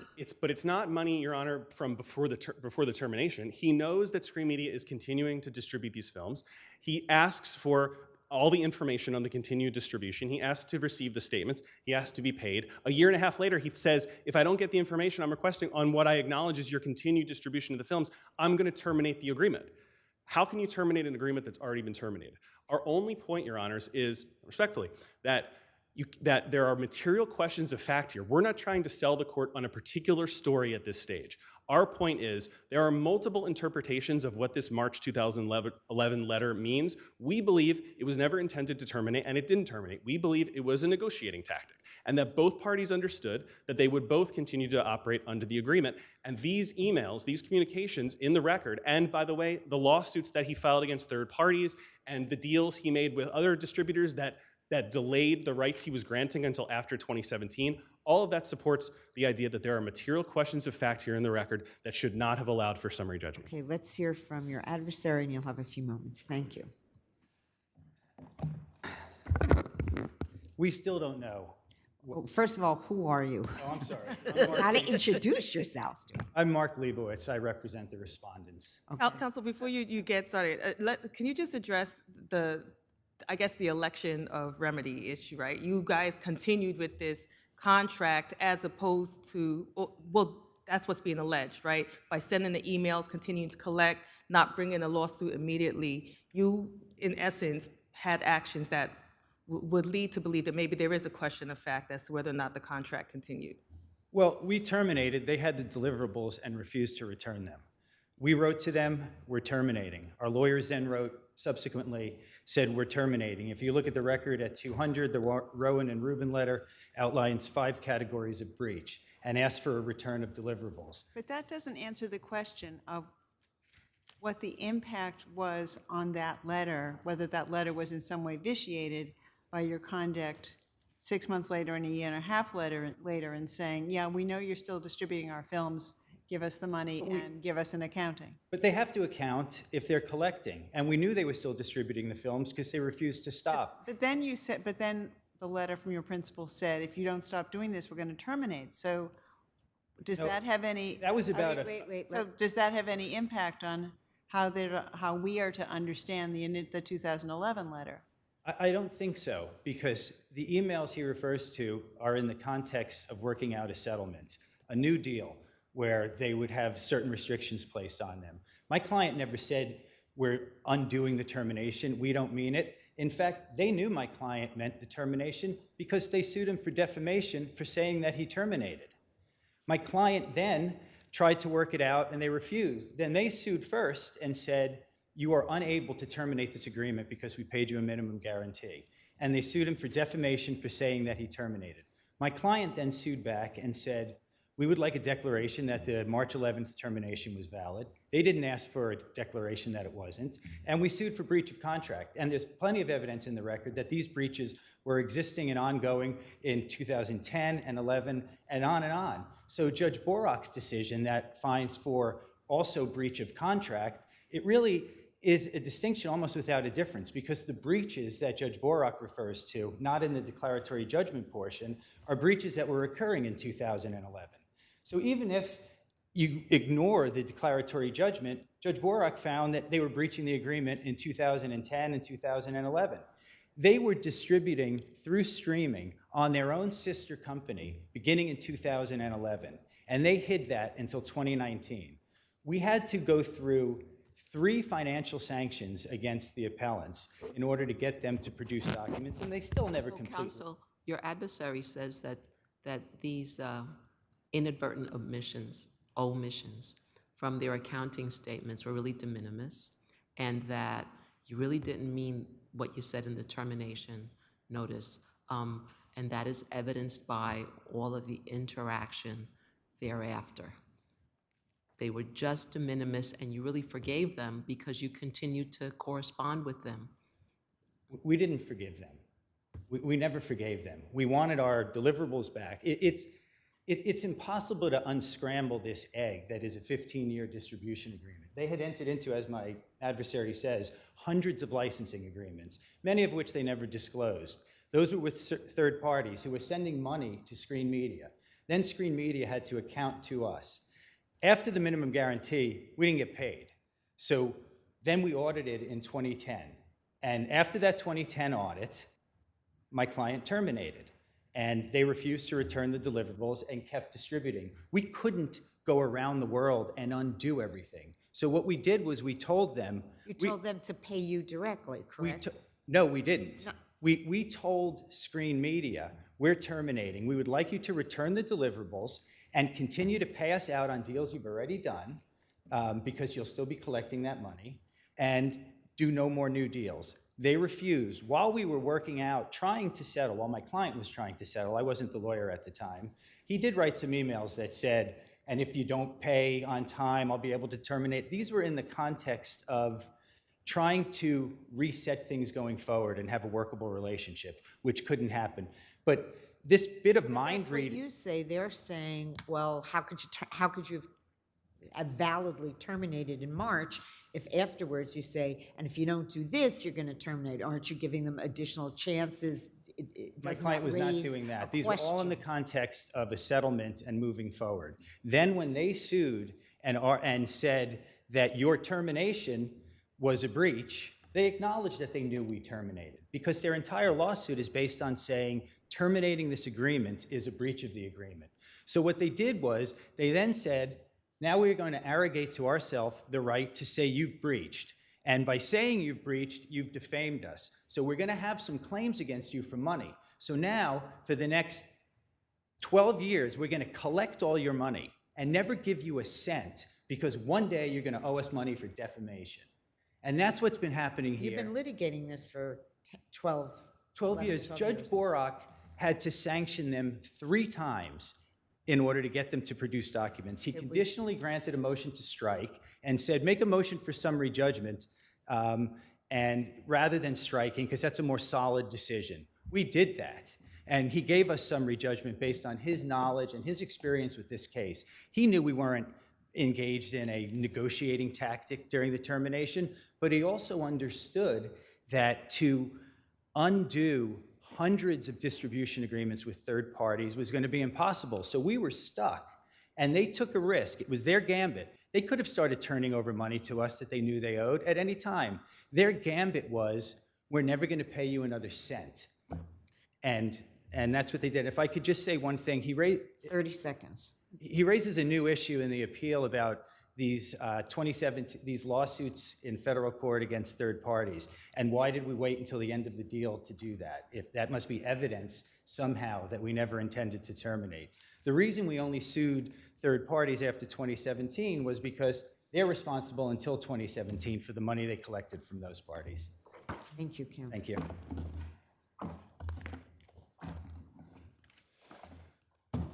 Thank you, Your Honors. I want to correct a couple of factual misstatements that were made there that also appeared in the papers and that we attempted to correct in the reply. It is absolutely not the case that they didn't receive any money after the $675,000 minimum guarantee. The record documents additional revenue payments being made quarterly based on additional revenues that were received after that time. They've been saying that over and over again, and it is absolutely not true. The idea that this is a distinction without a difference because they found underreportings, again, that ignores the realities of what this declaratory judgment ruling means. The declaratory— Are the underreportings a violation of the agreement? Yes, Your Honor, but the idea that there's no— Why isn't that our basis for them to terminate the agreement? Well, it wasn't a basis. The particular one they cited in their letter in 2011, there was no underreporting. But my point is— You acknowledge there are underreportings. Yes, Your Honor, but it's 2 different universes if there's the declaratory judgment or if there isn't. Because they've already taken the position that, hey, we terminated in 2011. You're not entitled to keep a single dollar of anything that came in after that point. In essence, you were working for us for free for the next 6 years. Whereas if we're just in a universe where we're doing an accounting of what may have been inadvertently underreported, Screen Media gets its fees, it gets to recoup its costs. It's just about truing up what should have been provided the first time around. So these are huge differences in terms of the realities of this case about whether or not a determination is made that the contract was terminated in 2011. And that's my point. When he says that, oh, these were just settlement conversations, everyone knew what was going on, that's their story. They're welcome to present that to the jury, but there's evidence in the record to support a contrary narrative. And that exact situation is why summary judgment is not appropriate. We should be given the opportunity to present these emails and make our arguments and present the deposition testimony that was contradictory to his position that came from his client to a jury, to have a jury decide whether or not this contract was terminated in 2011, or if the parties opted to continue on pursuant to it. Thank you. Okay, thank you. Thank you both very much. The next case for argument is matter of Denham.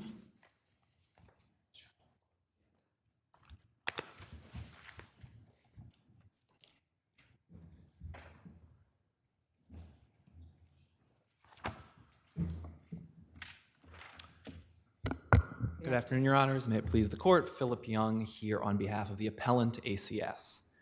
This court should reverse the family court's order denying ACS's 1027 application and releasing the father to the child while this neglect petition is pending. And a reversal is required here for two reasons.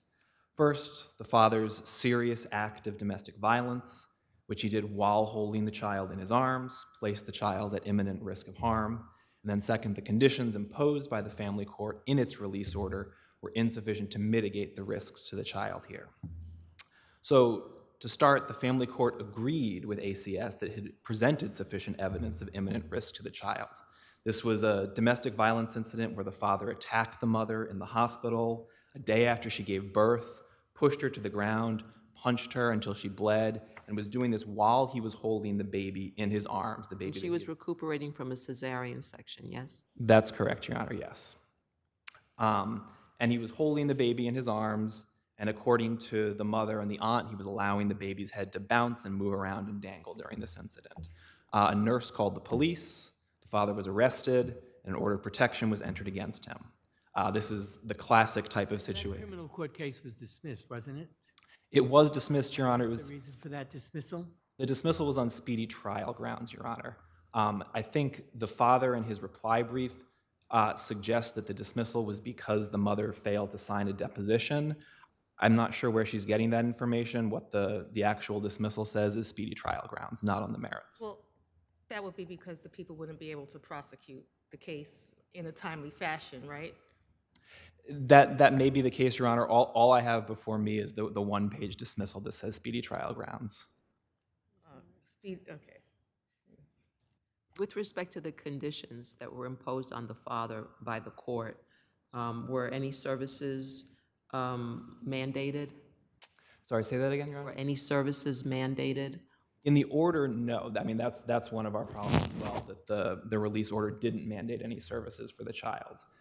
So in addition to that, the failure to mandate services for the child. And was the father ordered to undergo any treatment? So my understanding, subsequent to the 1027 hearing, the father has been referred to services, that those services haven't started yet due to issues with getting insurance and things like that. But my understanding is that ACS has made referrals at this point. Did you have any opportunity to suggest to the court that if it wanted to give the child to the father, what services or conditions would be necessary or appropriate? Or did you have no idea that that's where things were going?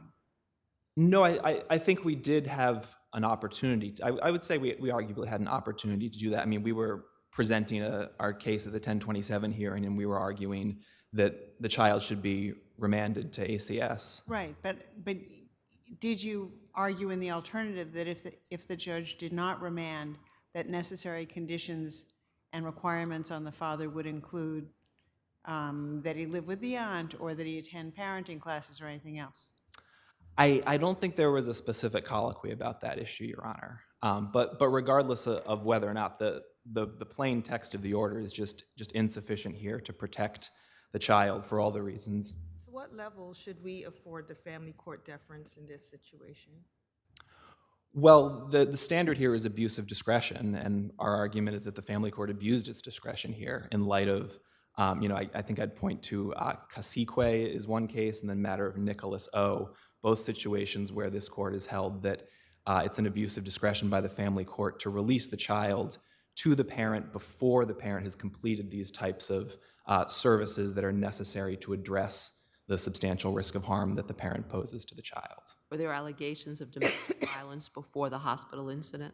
There were, Your Honor. There were at least 2 instances of domestic violence in the lead up. There was an instance in August 2022, where the father allegedly punched the mother in the back, and then another instance, undated, I think, that the mother described to the caseworker about being pushed by the father and being called sexually derogatory terms. And a question along different lines, was a placement available for the child? And if not, to what extent does that influence the analysis that you're proffering?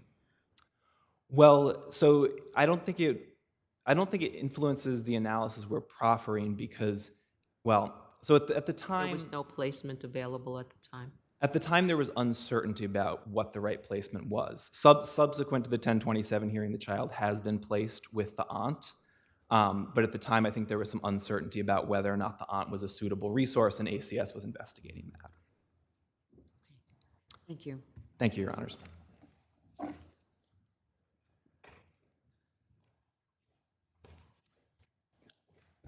Good afternoon. Lawyers for Children, Shreem Nothenberg on behalf of the child, and I don't have much to add. I think I can rest on the papers unless there are questions anybody would like to ask of me. Where do you stand? Excuse me? Where do you stand? Oh. Are you supporting ACS? Absolutely. As my papers make very clear, I think this was... Could you explain why? Absolutely. I think really important is how narrow the issue is before this court, because the court didn't question the veracity of the allegations made. The court also didn't question whether this child was at risk by virtue of the domestic violence that occurred in that hospital room. What the court did decide is that 2 things. 1, that there was no other placement, and 2, that the court could fashion a plan that would mitigate the risk. And I present to you the suggestion that there's a fallacy in 2 of these considerations. 1 is, in fact, the court was able to place the child with the aunt. The child was placed with the aunt. The father was excluded from the aunt's home. What the court was thinking is that the child would go with the father to the aunt's home. There was another solution, and that was the solution that was actually acted upon. Secondly, the court said, I'm going to fashion something that's going to protect this child because I'm going to make sure that this child does not observe more domestic violence between the father and the mother. And how I'm going to do that is make sure there's a DV protocol in place, and we're going to make sure that the mother gets to visit the child without the dad. Now, what I present to you is the notion that somebody who is so volatile that in the hospital, where he acknowledges there are police, where he acknowledges people are coming in and out, he did such an egregious act of domestic violence while holding the child, while the child's head is bouncing, and this is a 1-day-old child. That in and of itself put this child at risk. It's not a question of how bad the relationship is necessarily between the father and the mother. It's a question of the parental judgment and the volatility of the father. That's what raised concerns that we needed to make sure that this child, if entrusted to this father was getting the supervision and the services necessary to ensure that that volatility and that parental judgment is not going to be exercised again in a way that's going to put this 1-day-old infant at risk. Okay. Thank you, Your Honors. And if you have any questions? I don't think there's any other. I'm not going to give you time because you're both really on the same side of the situation. So I think you've both made your points clear. Thank you both for coming in. The next case for argument is People versus Malzner.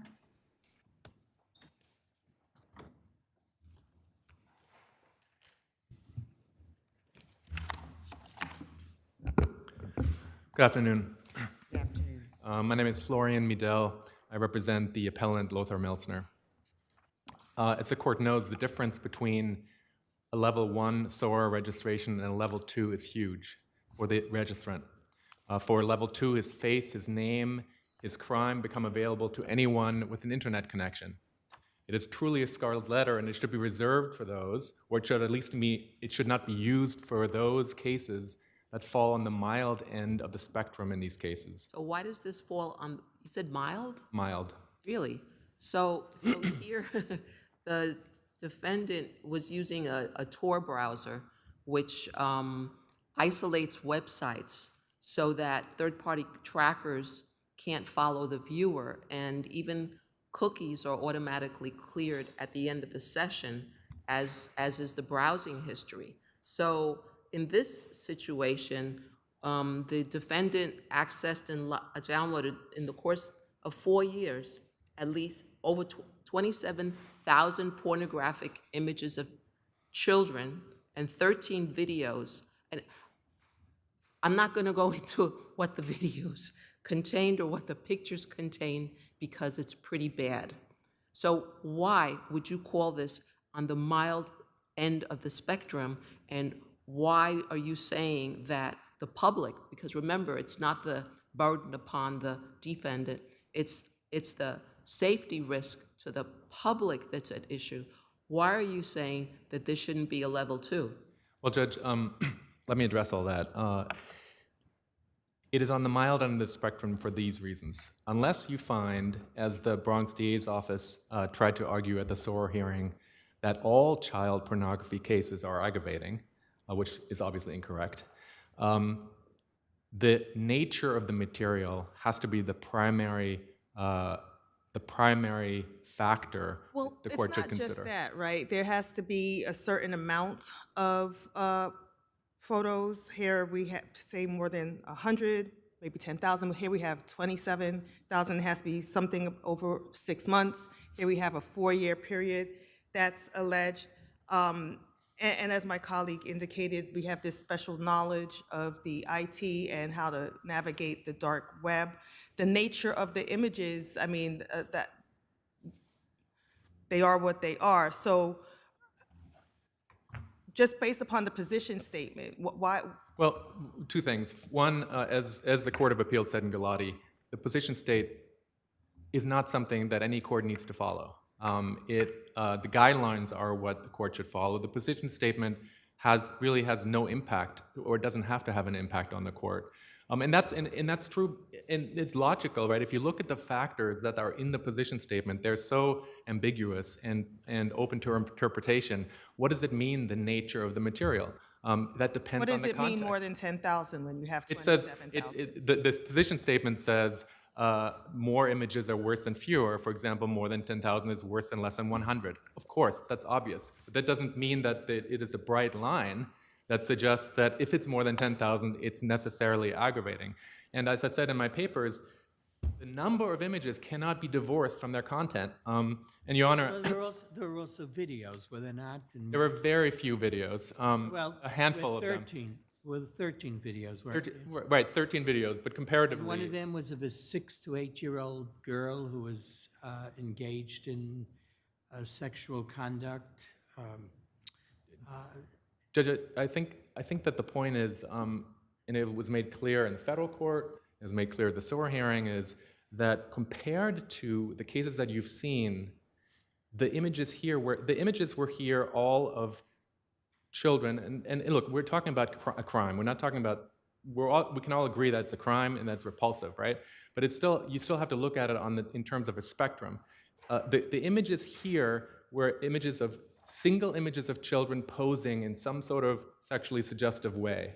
There was no evidence of sexual contact, intercourse, anything that you see in these cases. I would refer you to Even though that's true, don't we also have to consider that his conduct had been going on for at least 4 years, and that he was getting a lot of the images from the dark web and paying for them, which are considered seriously aggravating factors, right? Well, I guess I would question, and I did in the papers, why is it aggravating, right? If there's two places If somebody will pay for it, I think that's kind of obvious. Well, when people used to have, before the internet, people used to have to go to bookstores in the red light district and pay for it. I know you're not going the way you're going.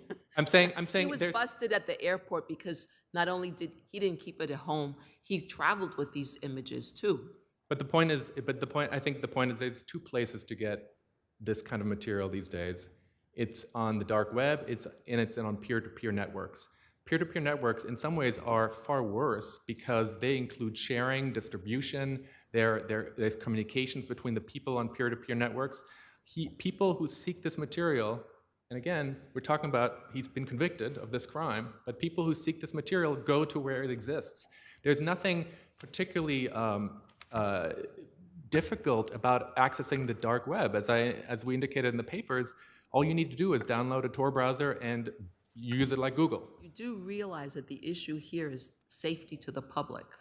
Of course, it's safety to the public, but you also, for example, you had a case recently, People versus Fields. I think you may have been on the panel, Your Honor, where the defendant possessed hundreds of videos of children being raped, brutalized, murdered, shot, and I was on that panel. that was a level 2 registrant. We're talking about a completely different universe from this case where we're talking about 99% teenagers in various states of undress. Again, illegal, repulsive, yes, but not comparable. And these are both supposed to be level 2 registrants. We have to look at it in terms of the level of gravity. And this case, as the judge in federal court found, which is why she gave him probation, which people only get in less than 4% of cases in federal court on these cases, it falls on the less grave side of the spectrum. Thank you, counsel.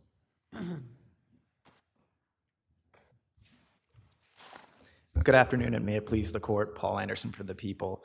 I guess to address why is it aggravating, Your Honors really understand that this was not just a dalliance and then caught in the beginning of an exploration. This is a 4-year pattern of habit and curating a collection of over 27,000 images. Counsel, I don't know if you are familiar, but this court issued a decision less than a month ago in a case called People versus Donchik. Are you familiar with that case? I'm not, Your Honor. I could read it real quick, but.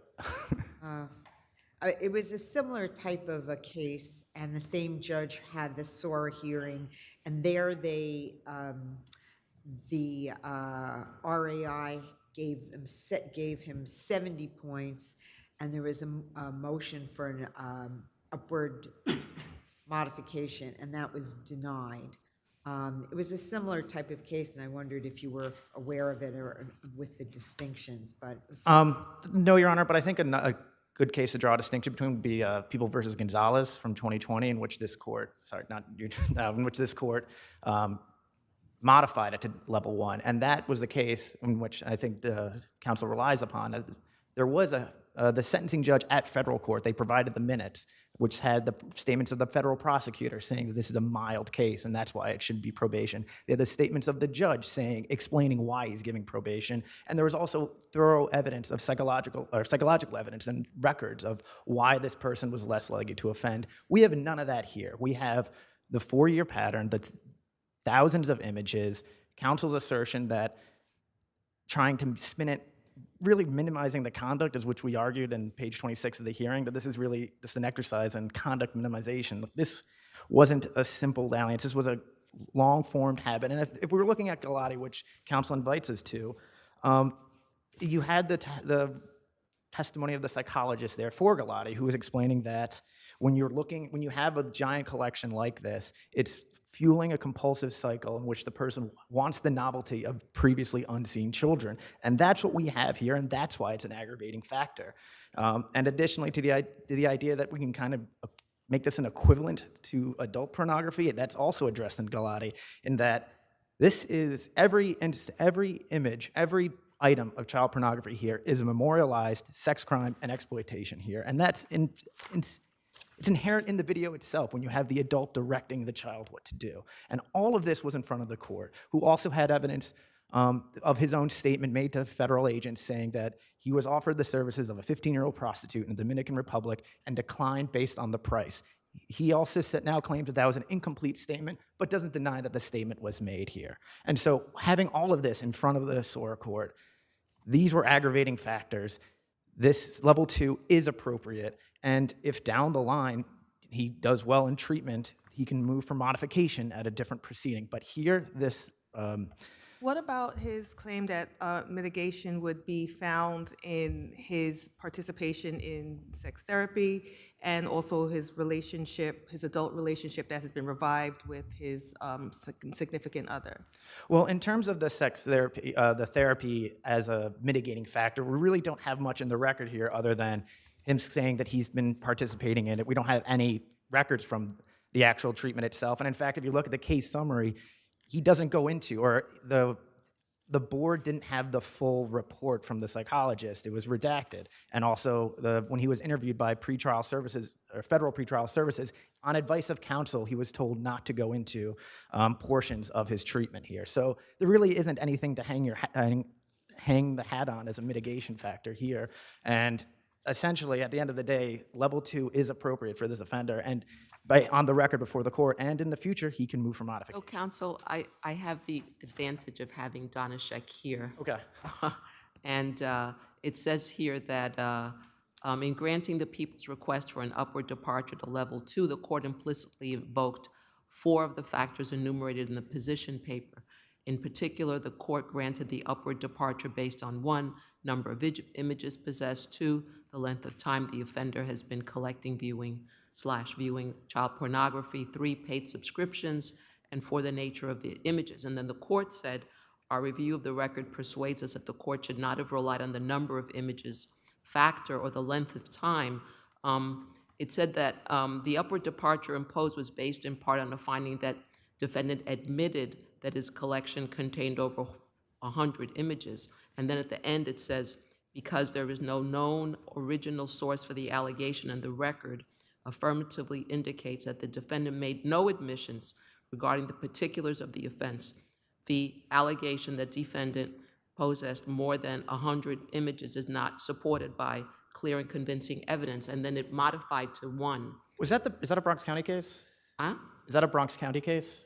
Or Bronx. Is it Bronx County as well? Yes. Oh, okay. I think I do know that case. I might have mooted the... So my question here is there any question as to the number of the source of the information that the defendant possessed more than 100 images? Yeah, there's no question, Your Honor. It's conceded that he possessed those images. I think that case, I recall now, there was a very absent in the record, and there's also an issue in terms of the timing of the subscription service here. Thank you for refreshing me.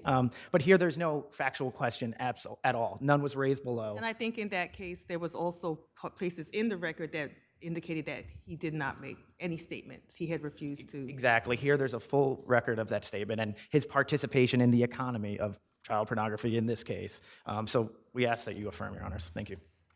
Thank you, counsel.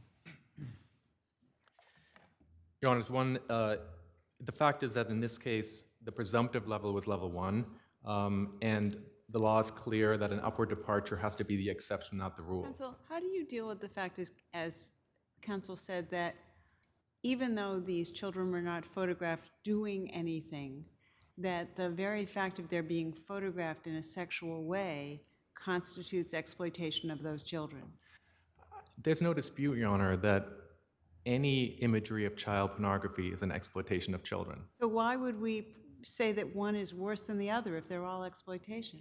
Well, I would imagine that we would all agree that, for example, a video of a toddler being raped is worse than a picture of a 16-year-old girl partially undressed in a sexually suggestive position. I think that there have to be differences in the way that this imagery is perceived, and the imagery in this case, comparatively to all the most of the cases you've seen, because the cases that you've decided, every single case where you have said a level 2 is okay, it has been because the nature of the imagery has been so particularly horrific. When you say that the case has so many numbers of images, they are also particularly horrific, and here they're not. And just one other thing is, Your Honor, I think the record is incomplete here. As you know, the court below made no conclusions of fact and no findings of law. And in particular, if the court got to level 3, which was the weighing of aggravating against mitigating circumstances, it did no such thing. Do we have to reverse because of that? You don't. Well, you don't have to reverse. You could impose your own considerations of that, but it is. I just wanted to point out that the record is very sparse on that. Thank you. Okay, thank you. Thank you both. People versus Stewart.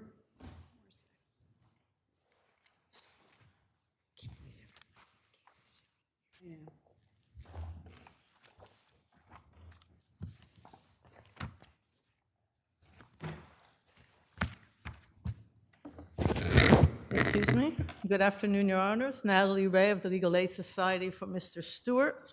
We would ask that Mr. Stewart be a level 2.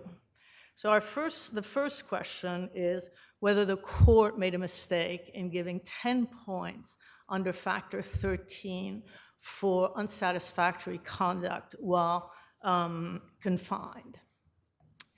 In this case, Include probation? excuse me? Confined doesn't. Yes, it Isn't that- does. So while he was on probation, he committed 2 murders, right? Correct, Your Honor, but it's the timing. He committed 2 murders in 1980 and a rape in 1976. And I don't think the court should freeze frame the situation in 1980. In looking at the guidelines under factor 13, it's not just, okay, 40 years ago you did something. Factor 13 doesn't set a time limit, right? Well, I would disagree with that. If I want to step back and say, in the risk assessment instrument, it was supposed to be, and you've decided, is based on expertise, on what is going to with the factors that make you more likely to reoffend. So counsel, in looking at the mitigating factors that you offer for consideration, you indicate that the defendant was 17 years old at the time of the offense. He has an excellent prison record. He's shown rehabilitation and remorse. He's shown an excellent response to sexual offender treatment, and he's older.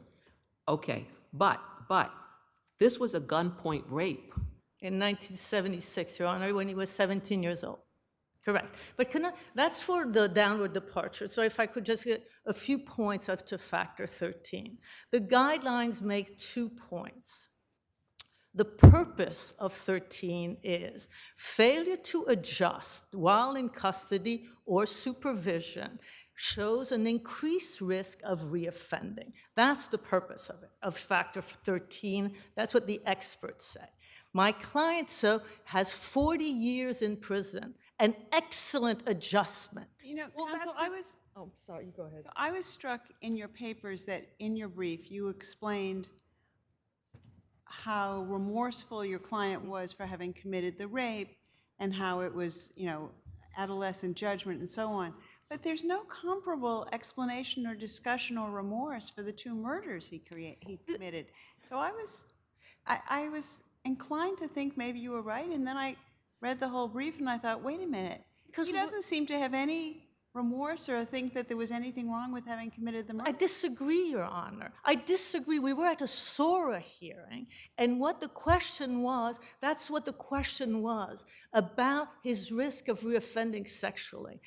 There is no exception for, if I can, just 5 minutes. I see everybody's taking so much time. But when under factor 13, the experts have said, if it's a sexual misconduct during supervision or custody, then there is no timing requirement. Whether it was in 1981 or now, it's the same. But when we're talking about any other misconduct, it's recent.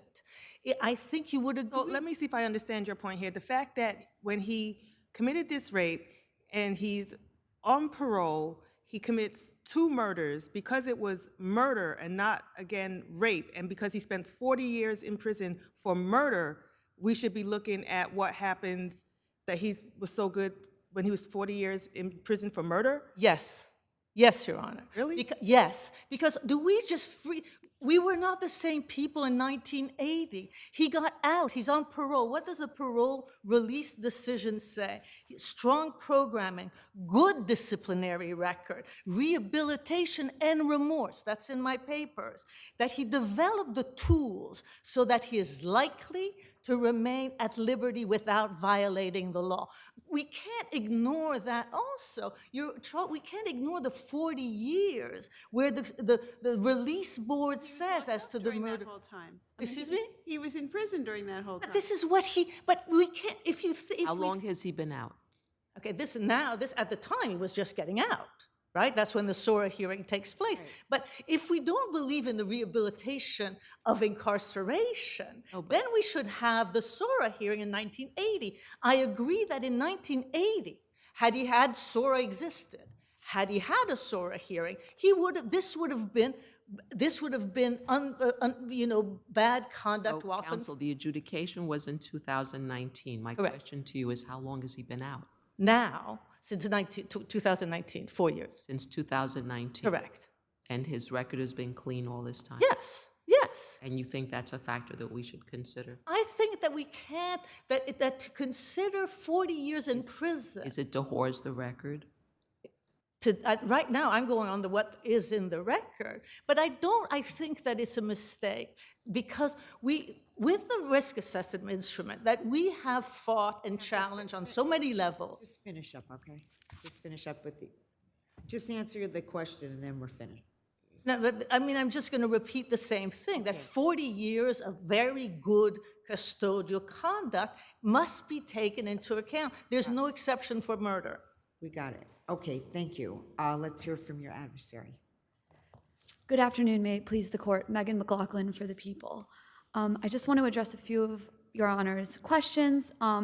First and foremost, as to his time since the release and any time after the hearing, that would be actually a different proceeding. That would be a petition for a modification of his level, which he is entitled to and can ask a court for. However, the SORA hearing, at least this proceeding would have been as of the time of the hearing in 2019, and it's extremely important that as of that date at the hearing, defendant had pretty much only been incarcerated in terms of his actions and what we're looking at since the rape. So, as this court has already mentioned, this was a gunpoint rape in public in a park, and then almost immediately within a year after he was released from his sentence on that rape, he murdered 2 people and was incarcerated again. So and just to get to my adversary's point about the timing here. Well, her point is that he was very well behaved during those 40 years. Is that something you agree with?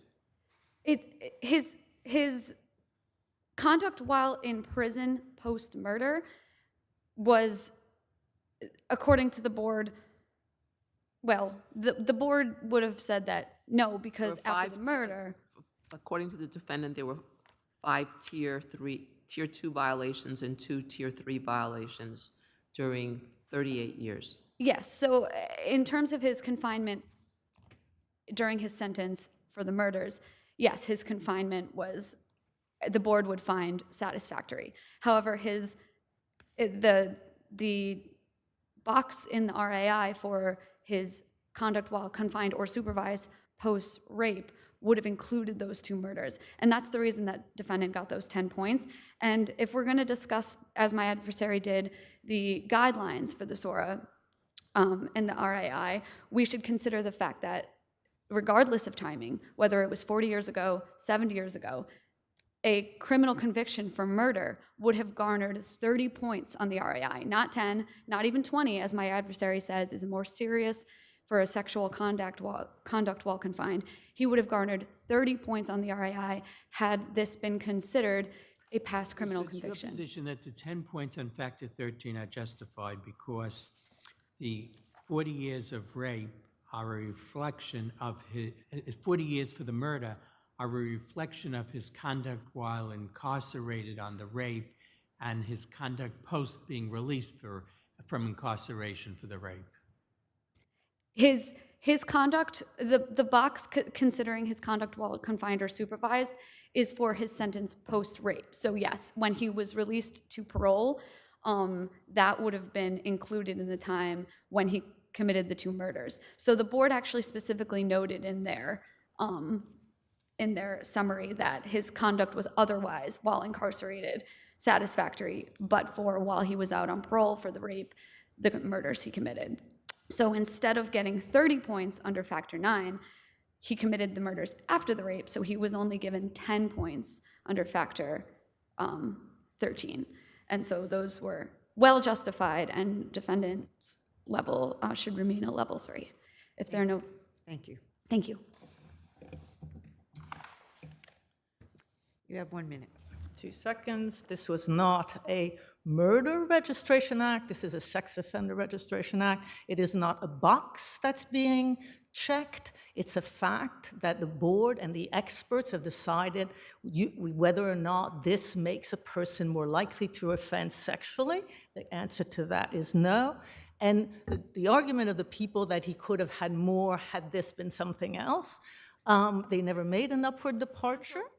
What confuses me is that item number 13 isn't limited to sexual actions, right? No, it's not. And in fact, So if you do... why is it not appropriate for us to consider? Because it distinguishes the different acts. It says if it's a sexual act of misconduct well confined, you get 20 points, and it doesn't mention timing. So if it's 10 years ago, it's the same. But when it's non-sexual, it's 10 points, and it must be recent. Recent is not 1980. And if I can just say that in 1976, there was no SORA. In 1980, there was no SORA. And I will simply ask the court to make him a level 2, simply because there's not a much big difference with the reporting. He's on lifelong supervision. It's simply a question of the SARA residency restrictions. They're incredibly demanding. Thank you very much. Thank you. Thank you both. And our last case for argument this evening, Agnew versus New York City Department of Corrections.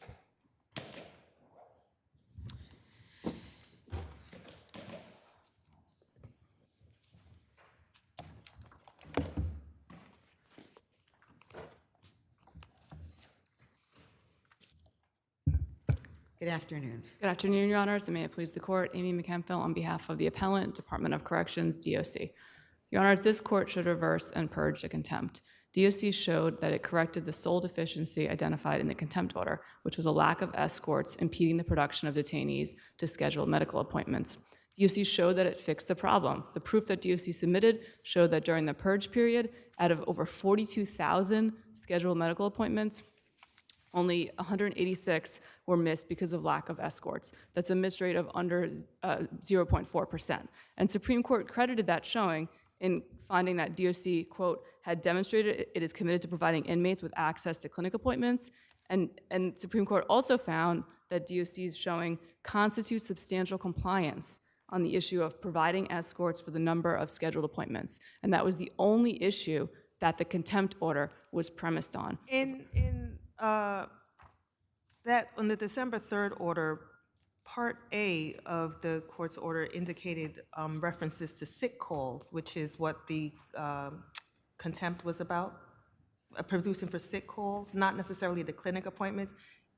The only deficiency identified in the contempt order was lack of escorts. The court identified instances of noncompliance, and all of the instances of noncompliance were non-production due to lack of escorts. The penalty that the court imposed in the contempt order, the fine...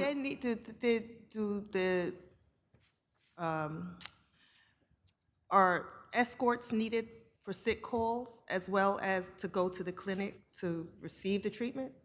So sick call is defined in the admin code as the process for requesting an appointment. Are escorts needed to make No, that Your Honor. happen? And that was explained repeatedly during the proceedings, that there are CHS hotlines in the housing units that detainees can directly call the hotlines. Was there any way to even know exactly how many sick calls there were, or was there some restriction in getting some of that information? I'm sorry, I didn't catch the question.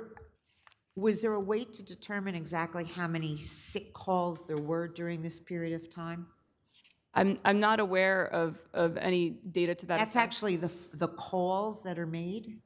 Yeah, so the request for CHS to schedule a medical appointment, again, is defined in the admin code as sick call. And DOC explained during the proceedings repeatedly that it provides hotlines, so detainees can directly call CHS. And they don't need escorts to get to those hotlines? Hotlines are in the housing units, yes, Your Honor.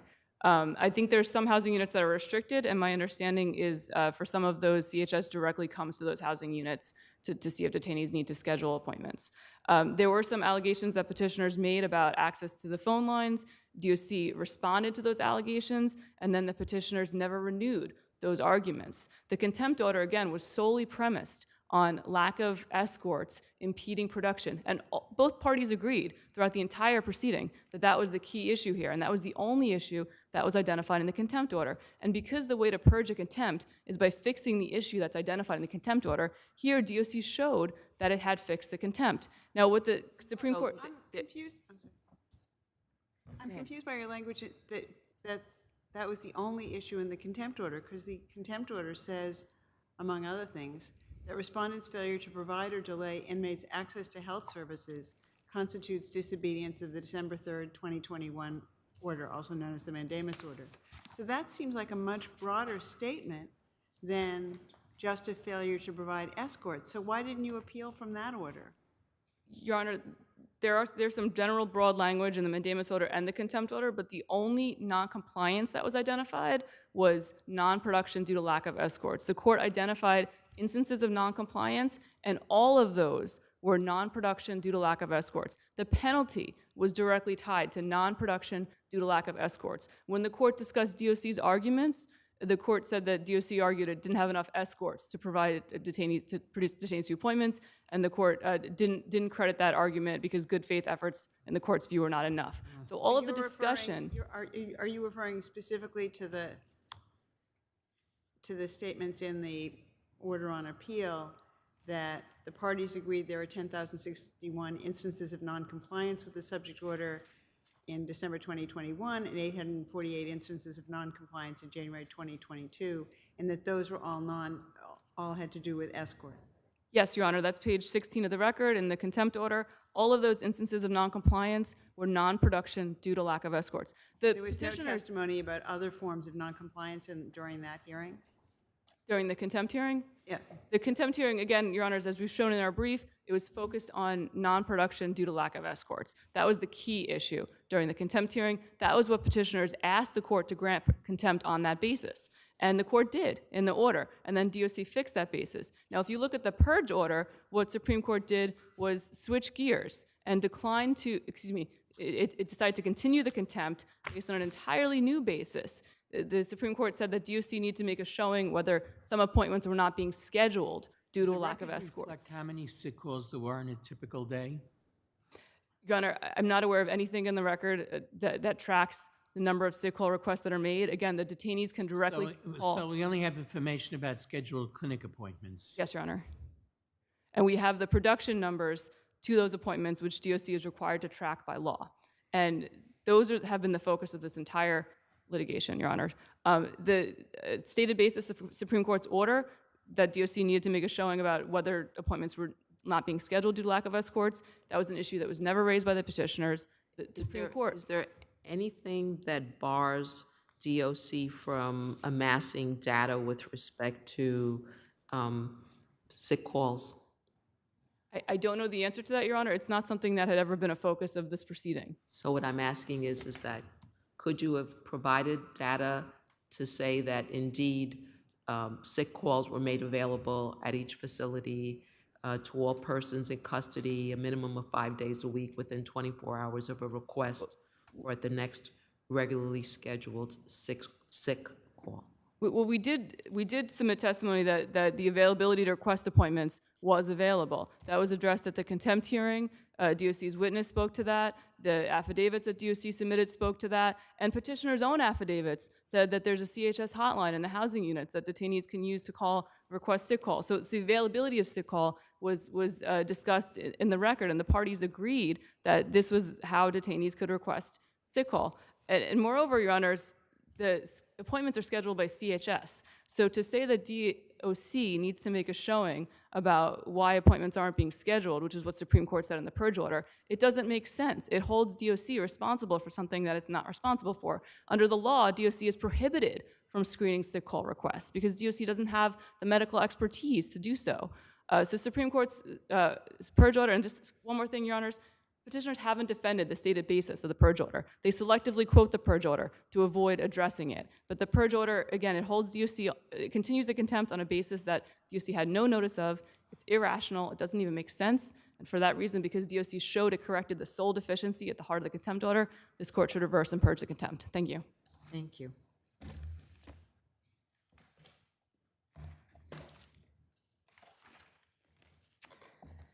Good afternoon. May it please the court. Catherine Kelly Bell of Millbank LLP on behalf of respondents who are people in custody at Rikers Island who are routinely being denied access to care. The reason why this appeal should be denied can be summed up fairly simply. In order for appellant to prevail here, this court would have to read the underlying mandamus order to say something completely different from what it says on its face. Counsel, and I thought your argument might have some merit, and then I looked more carefully at your motion for contempt. And your motion for contempt focused pretty much exclusively on the failure to escort and attached 7 pages, 7 of DOC's monthly non-production reports. And then in the contempt order, it says that you agreed that DOC had failed to comply with the order on 1,061 times in 2021 and 848 times in January 2022, all of which were non-production.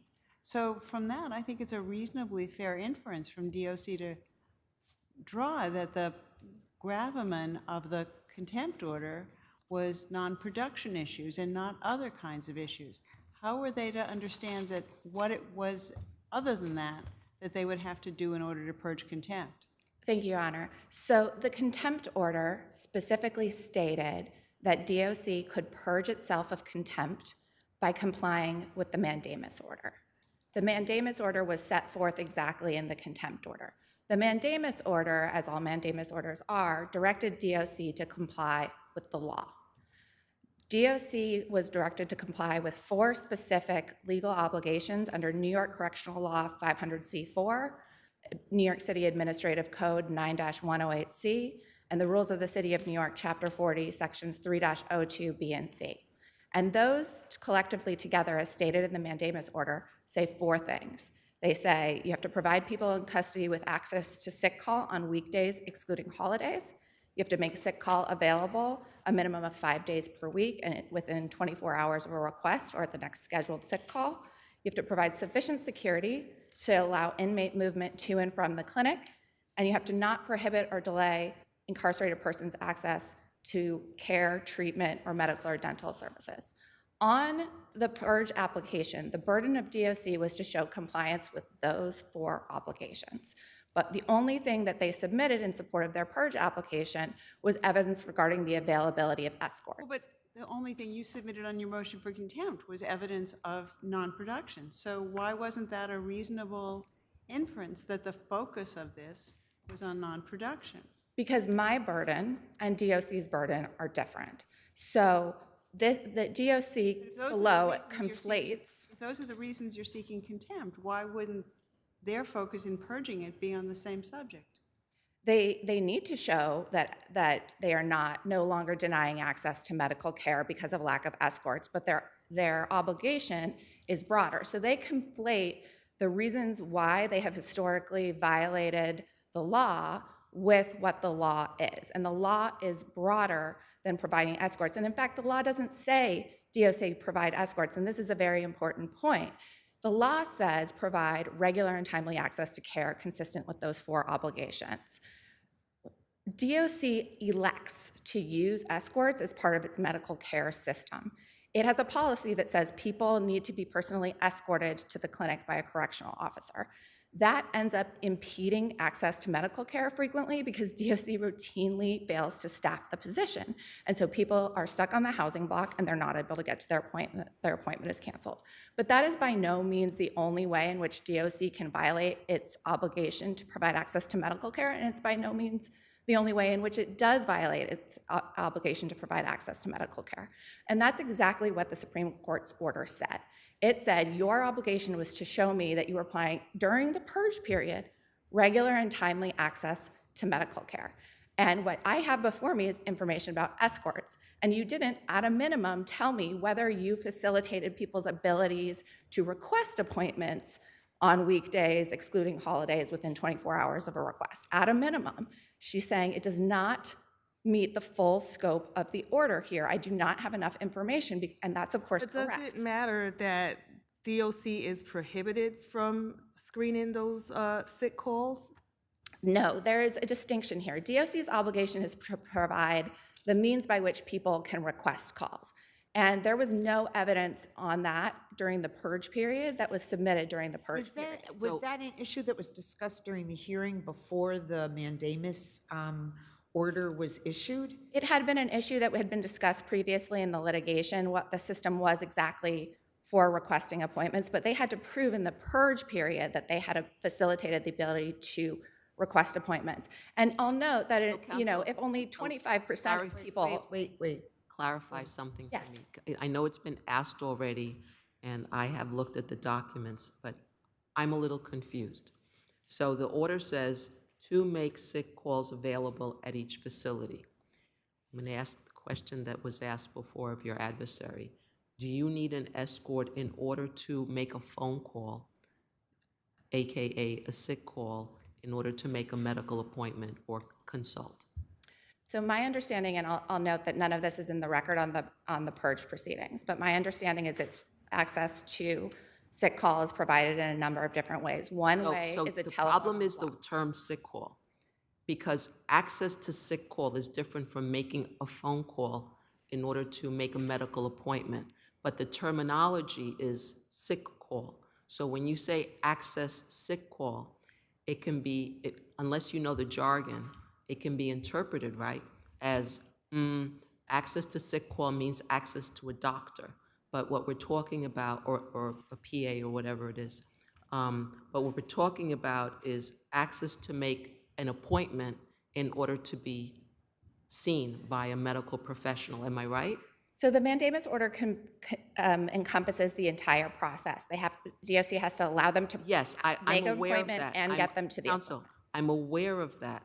It says access to medical services and then explains what it is, but it says to make sick call available and to make sick call available at each facility. And I'm trying to pin you down because the question is an escort needed or not? And therefore, and then that influences what type of data would be used to show compliance. So I believe an escort is necessary in some instances, including when a person is not able to access a phone. But I think the important thing here is the mandamus order on its face is broader than providing escorts and says nothing about You don't need an escorts. escort to make the call, right? If you have access to a phone, but if you're, for example, in a segregated housing unit and don't have access to that phone, you would need an escort or some other system. Then my question DOC didn't would be, provide any evidence about that. But look at how many questions it took to answer for you to provide an answer. And my next question obviously is going to be, is this order specific enough in order to make DOC understand exactly what it was supposed to do? Or is there some ambiguity? I mean, look at the discourse that we've had just right now. No, it's specific enough because it's the law. And the court was reading the definition of sick call from the specific code section that DOC was required to comply with. Purposes of contempt, is it specific enough? I know, I hear you when you say it's quoting the law, but when a judge issues an order, a lot of times you get very specific about do this, don't do this, or else, right? So my question is, was this order, in your view, specific enough in order to apprise DOC as to what it had to do or not do in order to avoid a sanction? Absolutely, it was specific enough. And that's because it was the law. The court found that it was clear and unequivocal as part of its contempt finding, and that was not appealed.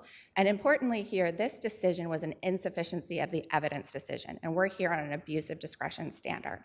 So the only way that DOC can prevail here is if it shows that the evidence it submitted below regarding escorts was sufficient to prove that it was in compliance with an obligation that says think that- nothing about escorts, and that it was so But clearly I think that inefficient, what it was an abuse I of think we have discretion. to one step before that, as my colleague said, there has to be a clear and unequivocal mandate. And I think that that might be where the issue lies. What was the court directing them to do? Not necessarily what they turned, I mean, yes, secondarily, what they turned over, but what was the court clearly directing them to do? And I think that that might be where the issue, at least for the terms of purging the contempt. There is no ambiguity there, because what DOC is saying is we didn't know we were supposed to provide evidence of the ability that people could request appointments during the purge period. But that is in the definition of the code. Their notice, they say there was no notice. The notice is the law. The notice is the code definition. But I think that in these orders, I understand it's the law, but everybody is supposed to follow the law, but that doesn't really hone in on when you can actually grant a contempt. You have to look specifically at what the judge does and use that terms. I mean, it can't be you're just violated the law. You have to violate what the judge said. It was to provide petitioners with access to sick call. So it seemed to me it was the second part that was mostly the second half. I mean, there's an A and a B in this original mandamus order, and the question was, did you show that there was an issue about access to sick call on these weekdays? I mean, it didn't seem like that was the focus, is what I'm saying, and I don't know if there was a sufficient hearing to find contempt on that part of it. So the important thing here is what this court has to assess is whether the evidence was insufficient, and whether it was, if it disagrees and thinks the evidence was sufficient, and so clearly sufficient that it was an abuse of discretion. In order to do that, the court would have to retroactively read the order to say, provide medical escorts. Otherwise, the evidence is insufficient on its face because the order is broader than that. So the only thing that this court needs to consider was, does the evidence that was submitted below meet the full scope of the order? And it falls wildly below that standard. There was evidence in the papers which the Supreme Court didn't pass on either way, of other ways in which DOC denied access to care. For example, maximum safe capacity, which is a very important point. Sorry, maximum what? Maximum safe capacity. Thank you. This is an important point because right at the time of the purge period, when the no escort numbers started to come down, DOC began tracking and reporting an entirely new category of reasons why people were not getting to their medical appointments. They called it maximum safe capacity, and they said there was not sufficient waiting room outside the clinic for people to safely wait for their appointments. So people This is were within being... the context of the pandemic, however, right? No, this was during the purge period at the tail end of the pandemic. But it's within the context of the pandemic, am I What is right? 2021? The purge period was 2022. It was May to June 2022. So it was very late in the pandemic. But the point was they brought the no escort numbers down, right? But at the same time, this new issue popped up that had never been addressed before. They said, okay, we've got a waiting room issue. Where a new issue pops up, you have to make a new motion for contempt. No, you don't, because the mandamus order talks about providing access to medical care, and this is very important. So DOC hasn't explained why this new issue popped up at the time, but it's not hard to imagine.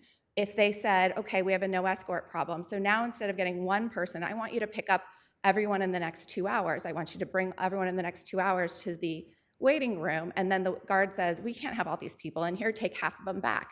And then DOC is here saying now, oh, we provided an escort. We didn't deny access to medical care because we provided an escort, and this is really about escorts.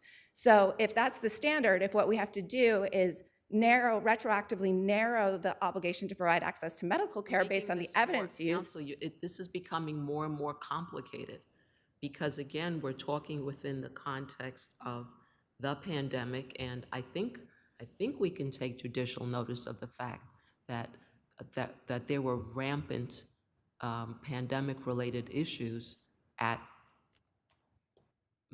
correctional facilities, not only in the city but throughout the state. But that issue is not before this court, and in fact, the impossibility defense was raised in connection with the contempt proceeding, and there was 2 days of evidentiary testimony taken, after which the court found that it was not impossible to comply because, among other things, DOC failed to appropriately address the issue even without the staffing problem. Okay, So, Counsel, I think we're going to have to stop you very that. much. We do have your, all your briefs and your record. I will give the appellant 2 minutes to respond. Thank you very much. thank you very much. Thank you, Your Honors. I'd just like to make 3 quick points in response.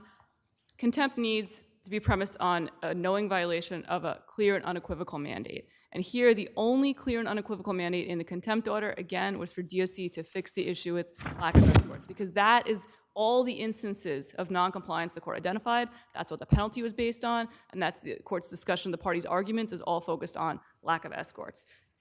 Second, petitioners just argued that we didn't address the ability to request appointments. That is incorrect. In the Presley affidavit, supplemental record 1492, Chief Presley addresses the CHS phones that are in the housing units, addresses how restrictive housing units have CHS representatives come so people can request appointments. Petitioners submitted reply papers during the contempt proceedings responding to that, did not take any issue with those allegations with those assertions in the Chief Presley affidavit.